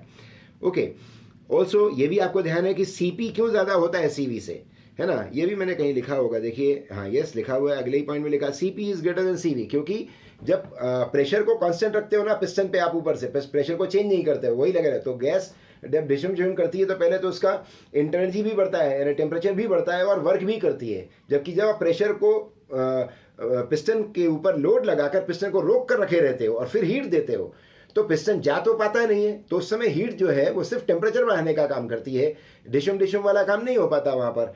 तो इसलिए जब वॉल्यूम को कांस्टेंट रखा जाता है उस समय जो हीट टेकन है ना, उस for the same rise in temperature and same amount of gas, वो कम होगा। और कांस्टेंट प्रेशर पे जब आप हीट दोगे तो पिस्टन ऊपर भी जा रहा होगा, तो और टेम्परेचर भी उतने से ही राइज करा रहे हो आप, तो कांस्टेंट प्रेशर पे दी गई हीट हमेशा ज़्यादा होगी for the same rise in temperature and for same amount of gas. Constant pressure पे दी हुई हीट हमेशा ज़्यादा होगी कांस्टेंट वॉल्यूम से, क्योंकि कांस्टेंट प्रेशर के समय not only the temperature increases या internal energy increases but the gas does work also against external pressure. इसलिए QP यानी हीट सप्लाइड अगर मैं बोलूँ वो ज़्यादा होती है कांस्टेंट प्रेशर पे, या सीपी ज़्यादा होती है सीवी से, अगर हम स्पेसिफिक हीट के टर्म्स में बात करें तो ये सब आपको याद करा रहा हूँ मैं वहाँ से, है ना। फिर आपका वर्क का फॉर्मूला मैंने ये याद कराया, delta U change in energy का फॉर्मूला ये लिखा हुआ है। फिर यहाँ से आपने एक रेशो बना लिया कि जब आप कांस्टेंट प्रेशर पे हीट देते हो, तो Q इज इक्वल टू, अगर मैं कांस्टेंट प्रेशर की बात करूँ तो Q is equal to N C P delta T, है ना, ये होता है। अच्छा, डेल्टा यू तो हमेशा टेम्परेचर वाली बात होती है उसमें, तो वो हमेशा N C V delta T होता है, या N into F R by 2 into delta T होता है। इंटरनर्जी का चाहे ये फॉर्मूला, चाहे प्रोसेस कोई सी भी हो, कांस्टेंट प्रेशर वाली हो चाहे कांस्टेंट वॉल्यूम वाली कोई सी भी हो, चेंज इन इंटरनर्जी का फॉर्मूला यही होता है। क्योंकि चेंज इंटरनल एनर्जी जो है वो स्टेट फंक्शन है, वो पाथ पर डिपेंड नहीं करती, याद करिए थर्मोडायनेमिक्स, है ना। तो उसका फॉर्मूला एक ही रहता है चाहे प्रोसेस कोई सी भी हो, है ना। तो N C V delta D लगा लो, या N F R by 2 into delta D लगा लो, ये डेल्टा यू होता है। और डेल्टा जो डब्ल्यू होता है, W is equal to constant pressure पर, है ना, वो होता है एन आर डेल्टा टी। तो यहाँ से अगर मैं इन दोनों का डिवाइड कर दूंगा, इसका और इसका, तो आपको यहाँ से मिल जाएगा delta U by F, delta U by F is equal to N R delta T, N N R R cut जाएगा, डेल्टा टी कट जाएगा, एफ बाई 2 मिल जाएगा। तो ये आपको एक शॉर्टकट फॉर्मूला याद रखना है कि जब कांस्टेंट प्रेशर पे आप हीट देते हो, तो उसमें से जो हिस्सा उस हीट का चेंज इन इंटरनर्जी के लिए काम आता है, और जो वर्क डन के लिए काम आता है, यानी राइज इन टेम्परेचर के लिए जो काम है, और अपॉन वर्क डन के लिए जो काम, यहाँ वर्क लिखना है बेटा, है ना, वो एफ बाई 2 के बराबर होता है। यानी अगर मैं एग्जाम्पल के तौर पे लिख दूं, तो मैं 1 मिनट के लिए इसको क्लियर कर देता हूं, ये क्लियर कर दिया।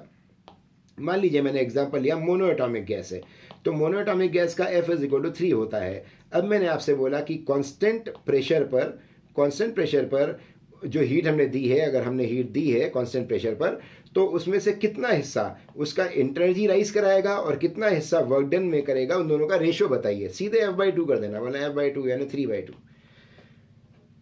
ठीक है। तो the ratio in fraction, the part of heat used in increasing the temperature and the part which is used in doing work, that ratio will come as 3 by 2। इसी में अगर कोई पूछे कि वो पार्ट जो टेम्परेचर को चेंज कराया और जो टोटल हीट आई थी, इन दोनों का रेशियो कितना होगा, तो चेंज इन टेम्परेचर के लिए 3 हिस्सा काम में आया, और टोटल आपने हिस्सा यानी ये और ये वर्क मिलाकर, है ना, दोनों का मिलाकर कितना हिस्सा आपने हीट दिया हुआ, 5, तो 3 out of 5 part of the total heat taken at constant pressure will be used in increasing the temperature of gas, है ना। तो ये क्वेश्चन आपने वहाँ सॉल्व किए हुए हैं।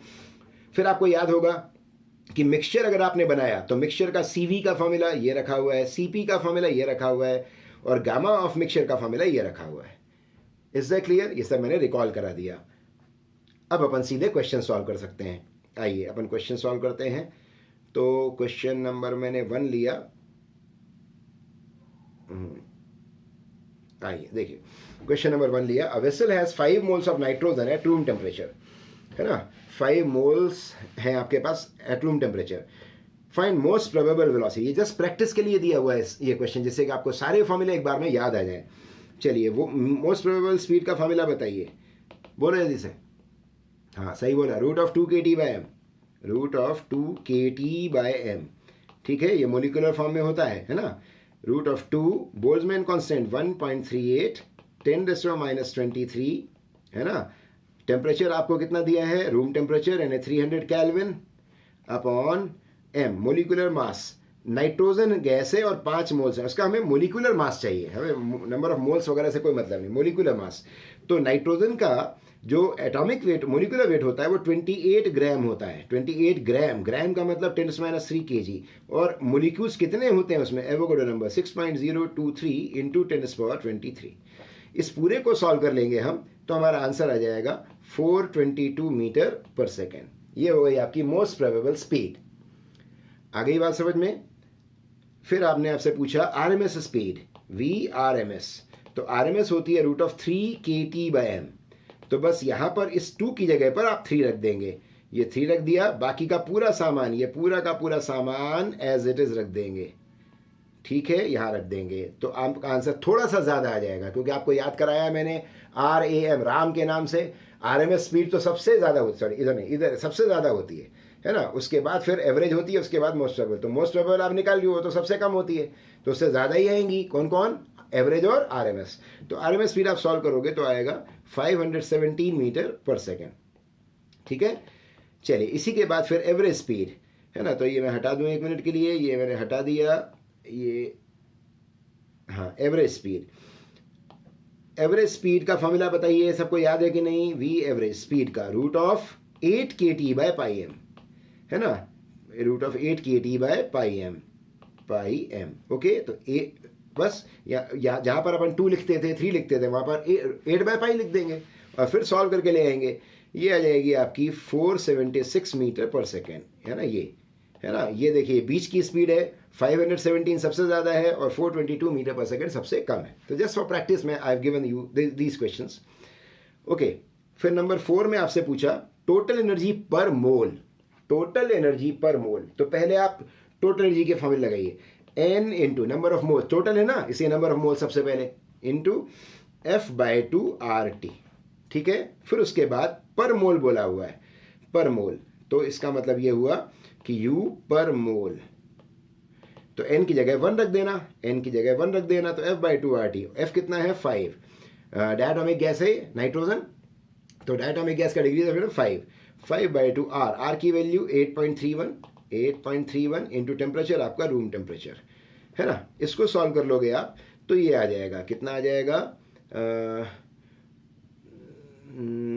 6232 जूल पर मोल, 6232 जूल पर मोल। ठीक है, चलिए आगे बढ़ते हैं। Mean translational kinetic energy per मोल, mean translational kinetic energy per mole, है ना। ट्रांसलेशनल काइनेटिक एनर्जी की अगर बात करें तो कितनी होती है बोलो? 1 मोल के पास 3/2 RT, है ना, ये जो अपन ने पहले पढ़ा हुआ था इसके। तो translation X axes, Y axes, Z, यहाँ से भी बता सकते हो। F की जगह सिर्फ 3 लेना, क्या लेना? 3। क्यों? ट्रांसलेशन की डिग्रीज ऑफ फ्रीडम सिर्फ 3 होती हैं, एक्स एक्सेस, वाई एक्सेस और जेड एक्सेस में चलना फिरना। तो 3/2 RT, मोल आपको 1 लेना है, 1 पर मोल की बात कर रहे हो। इसको सॉल्व कर दोगे आप, यहाँ पर बेटा ये 5 लिखा हुआ, ये 5 होना चाहिए, ये 6 होना चाहिए, और ये यहाँ पर, हाँ मैं वही देख रहा था, क्वेश्चन 6 और आंसर्स में आपको 7 लिखे हुए, तो बेटा ये करेक्शन कर लेना ना। हाँ, तो ये आंसर हो जाएगा इसका 3740 जूल पर मोल। ठीक है, चलिए आगे बढ़ते हैं। तो इसको हटा दूं 1 मिनट के लिए, ये हटा दिया मैंने, और अब आए हम finally rotational kinetic energy per mole, rotational kinetic energy, rotational kinetic energy per mole, है ना। तो ये बताइए रोटेशन की डिग्रीज ऑफ, सब उसी फॉर्मूले से आ जाएगा जो मेन इंटर एनर्जी का फॉर्मूला है। तो क्या था? N इंटू पर मोलिक्यूल बोल रहे हैं, इस बार ध्यान रखना, पर मोलिक्यूल बोल रहे हैं। तो 1 मिनट आप ऐसे याद किया करिए, U इज इक्वल टू आपने याद किया हुआ है N इंटू F/2 RT, ये आपका मोल है, ये आपका क्या है? मोल है, और ये मोलार फॉर्म में आपने टोटल एनर्जी का फॉर्मूला याद किया। इसी से सब कुछ आता है एक्चुअली, कि आपको यहाँ पर चाहिए रोटेशन, तो रोटेशन की डिग्रीज ऑफ फ्रीडम कितनी होती हैं? रोटेशन की डिग्रीज ऑफ फ्रीडम होती हैं 2 डायटोमिक गैस के पास, है ना। तो अच्छा, पर मोलिक्यूल की अगर बात करेंगे तो पहले तो ये हो जाएगा फॉर्मूला मोलिकुलर फॉर्म में N इंटू F/2 KT। पहले ये सीखो आप कि कोई भी एक फॉर्मूला याद किया, ये मोलार फॉर्म में था, है ना, ये फॉर्मूला आपका मोलार फॉर्म में था, ये मोलिकुलर फॉर्म में आ गया। R की जगह K लिख दिया और स्मॉल n की जगह कैपिटल N लिख दिया, नंबर ऑफ मोलिक्यूल्स लिख दिए, तो ये मोलिकुलर फॉर्म में आ गया। अब N की जगह आपको 1 रख देना है, F की जगह आपको बताया मैंने कि क्या रखना है ना। तो यहाँ से इस वाले फॉर्मूले से आप आ जाएं यहाँ पर, तो N की जगह 1, F यानी रोटेशन की डिग्री ऑफ 2/2 KT, 1.38 10⁻³ इंटू 300। इसको सॉल्व कर लोगे तो आपका आंसर आ जाएगा 4.14 इंटू 10⁻21 जूल पर मोलिक्यूल। आ गई बात समझ में? तो ऐसे प्रैक्टिस कराई मैंने सारे फॉर्मूलों की आपको। आगे बढ़ते हैं, अगला क्वेश्चन लेते हैं। तो अगला क्वेश्चन है आपका ये, है ना। इसमें आपसे ये बोला जा रहा है कि ग्राफ दिया हुआ है, ग्राफ देख के ही समझ में आता है मैक्सवेलियन डिस्ट्रीब्यूशन का है ये, ओके। अब वो बोल रहा है इस पॉइंट को उसने ए बोला हुआ है, देखिए ध्यान से, यहाँ जो पॉइंट है ना इसको यहाँ बी बोला हुआ है, और ये जो ये है इसको ए बोला हुआ है, और एरिया इस ग्राफ का जो है ये वाला एरिया को सी बोला हुआ है। और फिर बोला हुआ है कि अगर हम टेम्परेचर को कम कर रहे हैं, है ना। If temperature of gas is decrease, ये अच्छे से ध्यान रखा करो बच्चों, डिक्रीज की इंक्रीज, ये नहीं कि रटा रटा आंसर लगा दिया, डिक्रीज कर रहे हो। तो आपको पता है कि अगर आप टेम्परेचर इंक्रीज करते, पहले ग्राफ ये था, और टेम्परेचर अगर आपने बढ़ाया होता तो ये ग्राफ ऐसा जाता। तो इधर नहीं चले आना, आप इधर आना, हाइट कम हो जाती है आपको पता था, और बेस बढ़ जाता है। लेकिन अगर टेम्परेचर कम कर रहे हो तो आप इधर की ओर आएंगे, यानी इधर की ओर आएंगे, यानी ये जो पॉइंट है आपका ये पास में आ जाएगा, ये वाला जो पॉइंट था, ये वाला यहाँ वाला ये ऊपर चला जाएगा, है ना। और एरिया आपका उतना ही रहेगा, क्योंकि एरिया कांस्टेंट रहता है, आपको पढ़ा कराए हैं हम ये, है ना। तो बी वाला जो पॉइंट है वो आपका लेफ्ट साइड मूव किया है, ए वाला पॉइंट आपका ऊपर की ओर भागा है, और एरिया आपका वही रहेगा। तो ए आपका इंक्रीजेस ऊपर भागा, बी आपका decreases, and area C constant रहेगा। तो अब ढूंढिए answer, A increases, A increases, B decreases and C remains constant. Answer होगा आपका 4। फोर्थ ऑप्शन आपका सही है। अगला क्वेश्चन लेते हैं बच्चों। Carbon dioxide is a triatomic gas, no doubt. Mean kinetic energy of 1 gram gas will be, mean kinetic energy of 1 gram gas बोला जा रहा है, ठीक है। तो आपको मैंने बोला कि एक ही फॉर्मूले से सारे काम करिए आप, है ना। तो आप तो एनर्जी का फॉर्मूला उठाइए, U is equal to N into F/2 RT, है ना। ये मोलार फॉर्म आपने उठा लिया, ठीक है। अब ये N की जगह आप क्या लिख सकते हो, मोल्स की जगह पर ग्राम मास वगैरह दिया हुआ है, तो इसकी जगह आप लिख सकते हो M given by molar mass, है ना, इंटू F/2 RT, ठीक है। नाउ गिवन मास कितना है 1 ग्राम, है ना, और मोलार मास कितना है 44 ग्राम, 44 ग्राम। तो ये ग्राम तो कैंसिल हो गया। अब degrees of freedom, carbon dioxide actually linear molecule है, तो ट्राइएटॉमिक में नॉन लीनियर की 6 होती हैं डिग्रीज ऑफ फ्रीडम, और लीनियर की 7 होती हैं। तो F इज इक्वल टू 7, यहाँ रखते हैं 7/2, और R की जगह लिख देते हैं Avogadro number into Boltzmann constant, है ना। और टेम्परेचर आपको T दिया हुआ है, तो यहाँ से आ जाएगा 7/88 N Avogadro into K into T, ठीक है। ये आपका आंसर हो जाएगा। तो आपका आंसर कौन सा है, 4th ऑप्शन, ओके। आइए अगला क्वेश्चन लेते हैं। तो अगला क्वेश्चन है आपका ये,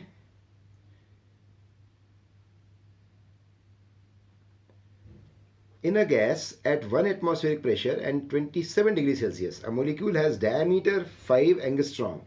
तो इसमें आपको दिया हुआ है, प्रेशर दिया हुआ है 1 एटमॉस्फेयर।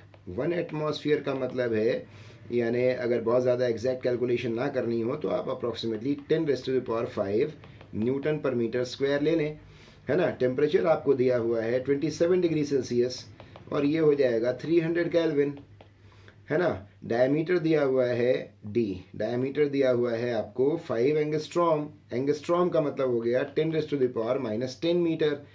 अब आपको मीन फ्री पाथ पूछा हुआ है, तो आपको फॉर्मूला कौन सा लगाना है, lambda is equal to 1/√2 pi D square into NV, है ना। NV यानी नंबर ऑफ मॉलिक्यूल्स पर यूनिट वॉल्यूम, उसको अपन N/V लिख देते हैं, तो N नीचे हो जाता है और V आपका ऊपर चला जाता है,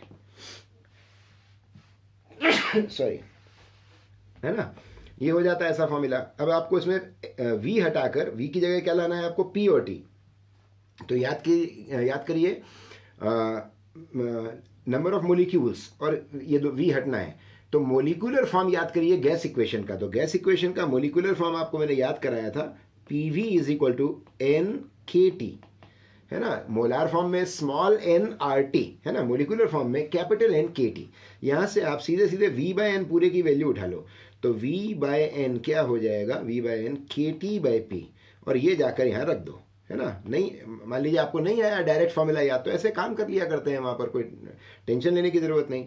तो 1/√2 पाई D स्क्वायर, और V/N की जगह हो जाएगा आपका KT/P, है ना। ये मिक्स ना हो जाए, KT/P। अब इसमें वैल्यूज रख दीजिए, तो लैम्डा इज इक्वल टू आ जाएगा 1/√2 पाई की जगह 3.14 यूज़ कर लो, है ना। डायमीटर दिया आपको 5 × 10, तो 5 × 10 का स्क्वायर, है ना, इंटू KT/P। तो K आपका 1.38 10⁻⁻23 होता है और टेम्परेचर आपको 300 केल्विन दिया है केटी और प्रेशर आपका हो जाएगा 10⁻5। इसको सॉल्व कर लोगे आप, इसको सॉल्व कर लोगे तो आपका आंसर आ जाएगा लगभग 3.8 10⁻⁻8 meter. Is that clear? Your answer is first option. ठीक है, आइए अगला क्वेश्चन देखते हैं।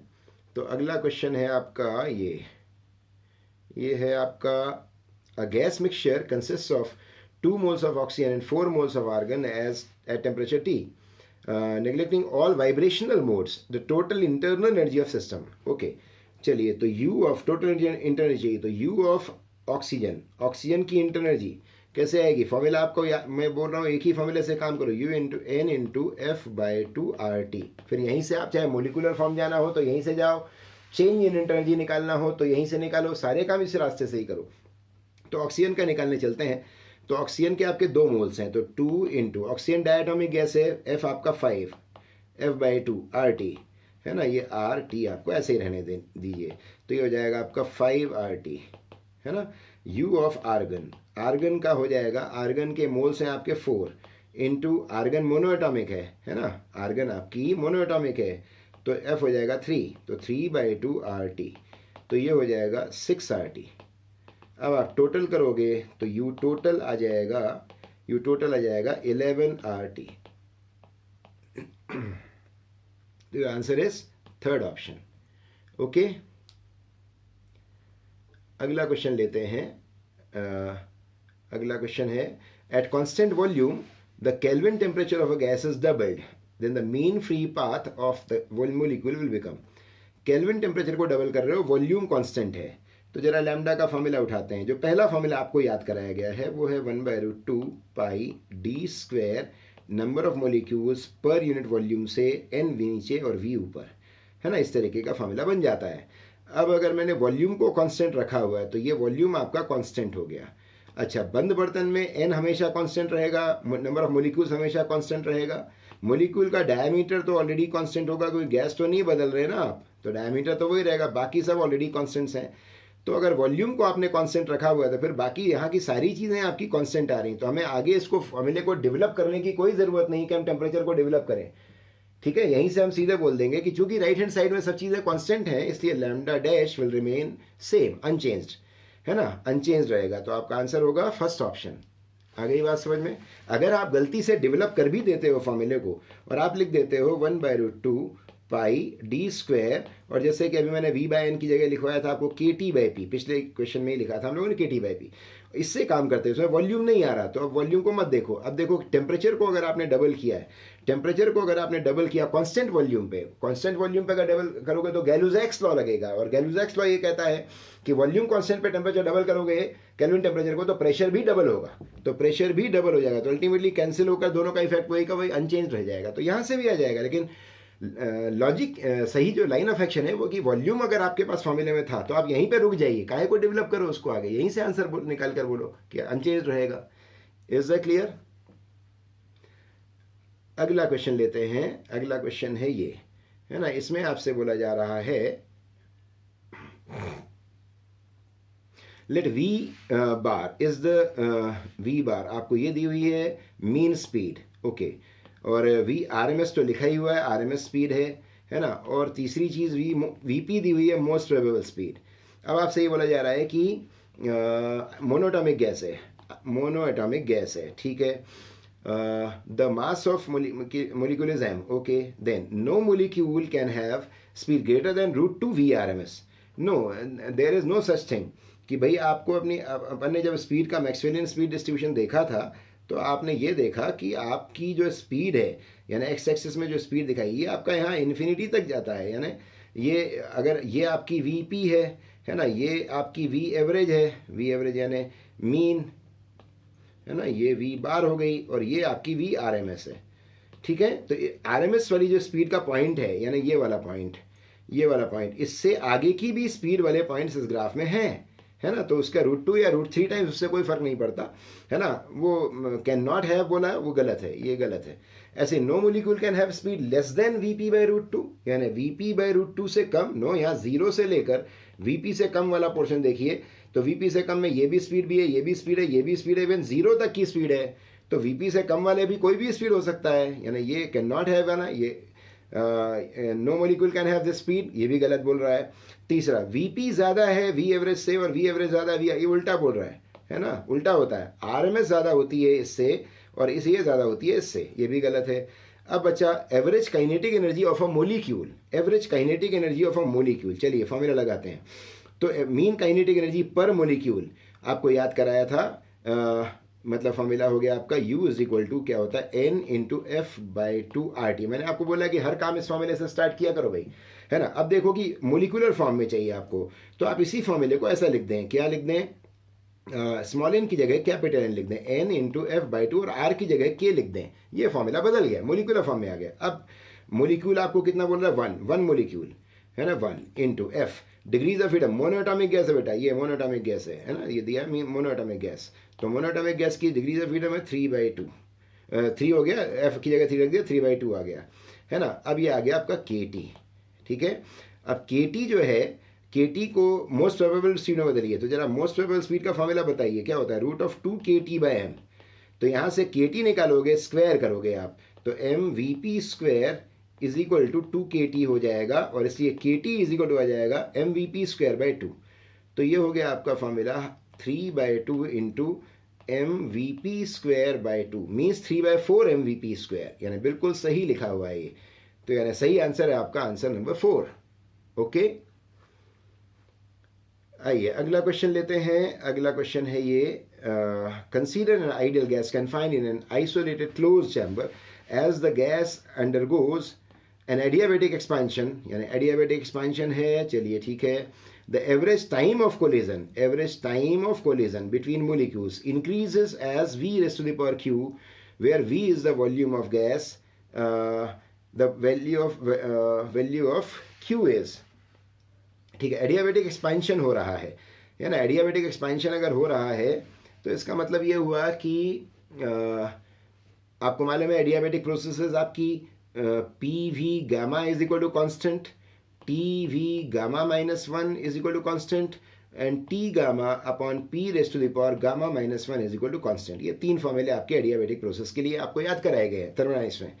ओके, अच्छा, KTG से आपको ये टाइम ऑफ कोलिजन की बात करनी है, इसलिए मैंने बोला है आपसे KTG और थर्मोडायनामिक्स में कई क्वेश्चन ऐसे होते हैं जो दोनों की चैप्टर की इन्फॉर्मेशन लगती है, इसलिए बीच में मैंने आपको थर्मोडायनामिक्स का भी थोड़ा सा रिकॉल कराया था, है ना। आइए, तो टाइम ऑफ कोलिजन, तो मैंने पहले यहीं से शुरू करता हूँ। टाइम बिटवीन 2 सक्सेसिव कोलिजन मैंने आपको पढ़ा कर आया हूँ टॉ, और टॉ मैंने ऐसे बताया था आपको कि speed is equal to distance upon time होता है। तो time is equal to distance by speed, और 2 कोलिजन के बीच का डिस्टेंस जो होता है वो मीन फ्री पाथ लैम्डा, और स्पीड होती है VRMS। क्या होती है? VRMS, ठीक है। ये आपका टॉ का फॉर्मूला हो गया। अब यहाँ से आप इसमें क्या करिए, टेम्परेचर, क्योंकि आप यहाँ से क्या कर सकते हो, देखो इसको मैं अगर आगे बढ़ाता हूँ तो आपको लैम्डा के फॉर्मूले में आपको पता है कि लैम्डा जो होता है वो डिपेंड करता है T/P पर, है ना, T/P पर। तो लैम्डा डिपेंड करेगा T/P पर। ओके, अच्छा, या इवन वॉल्यूम लिख दो ना आप। लैम्डा का फॉर्मूला आपको पहला मेरे ख्याल से वॉल्यूम वाला बहुत अच्छे से याद है ना, वॉल्यूम वाला आपको बहुत अच्छे से याद है। मैं वहीं से स्टार्ट करता हूँ, काहे को अपन कुछ भी ऐसा जो आपके दिमाग में अप्रोच आ रही है वही लेके चलो। आपको लैम्डा क्या आता है, 1/√2 पाई d स्क्वायर n/v, है ना। लैम्डा का फॉर्मूला आपको ये अच्छे से याद है, 1/√2 pi d square, number of molecules और पर यूनिट वॉल्यूम का v ऊपर। इसमें से बंद बर्तन है, बंद बर्तन में ये सब कांस्टेंट रहेगा। जो भी चेंज हो रहा है, एक्सपेंशन कर रहे हो आप, एक्सपेंशन कर रहे हैं सिलेंडर का वॉल्यूम बढ़ रहा है, तो यानी v चेंज हो रहा है। तो मैं सिर्फ ये बोलूँ कि लैम्डा चेंज होगा v के डायरेक्टली प्रोपोर्शन, बाकी सब चीज़ें कांस्टेंट रहेंगी। अच्छा, VRMS का फॉर्मूला होता है, VRMS का फॉर्मूला होता है √3KT/m, 3KT/m। तो यहाँ से मोलिकुलर मास तो कांस्टेंट है ना, K कांस्टेंट है, यानी √T ले लेता हूँ। तो यहाँ से आ गया कि VRMS डिपेंड करेगा √T पर, यानी ये हो गया आपका टोटल डिपेंडेंस जो है कि भाई एडियाबैटिक एक्सपेंशन हो रहा है तो उसके कारण वॉल्यूम चेंज हो रहा है, होगा, टेम्परेचर चेंज होगा, तो वॉल्यूम और टेम्परेचर का दोनों का टाइम में जो डिपेंडेंस आ रहा है वो ये आ रहा है, VT raised to the power -1/2, ऐसा, ठीक है। अब मैं क्या करता हूँ, एडियाबैटिक प्रोसेस की इंफॉर्मेशन डालता हूँ। तो एडियाबैटिक प्रोसेस में V और T के बीच में देखिए रिलेशन क्या, कौन सा है आपके पास। मैं 1 मिनट ये हटा दूँ,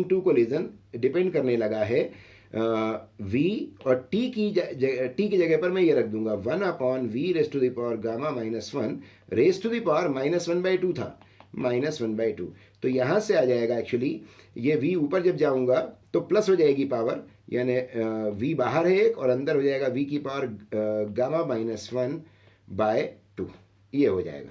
अब मैं आपकी टोटल पावर ऐड करूंगा तो v की पावर 1 प्लस गामा -1/2, इसको सॉल्व करूंगा तो tau will be depending on v raise to the power 2 plus gamma -1/2, that is time between two collision will be depending as on v as v raised to the power gamma plus 1/2, gamma plus 1/2, and this is your answer, है ना। तो उसने v की power q बोला था, उसने बोला time between two collision v की पावर q पे डिपेंड करता है, हमारा ये आया। तो दोनों को मिलाएंगे अगर तो q की वैल्यू क्या निकलेगी, q की वैल्यू आएगी गामा प्लस 1/2। तो आंसर आया q is equal to gamma plus 1/2। So answer is third option. Okay.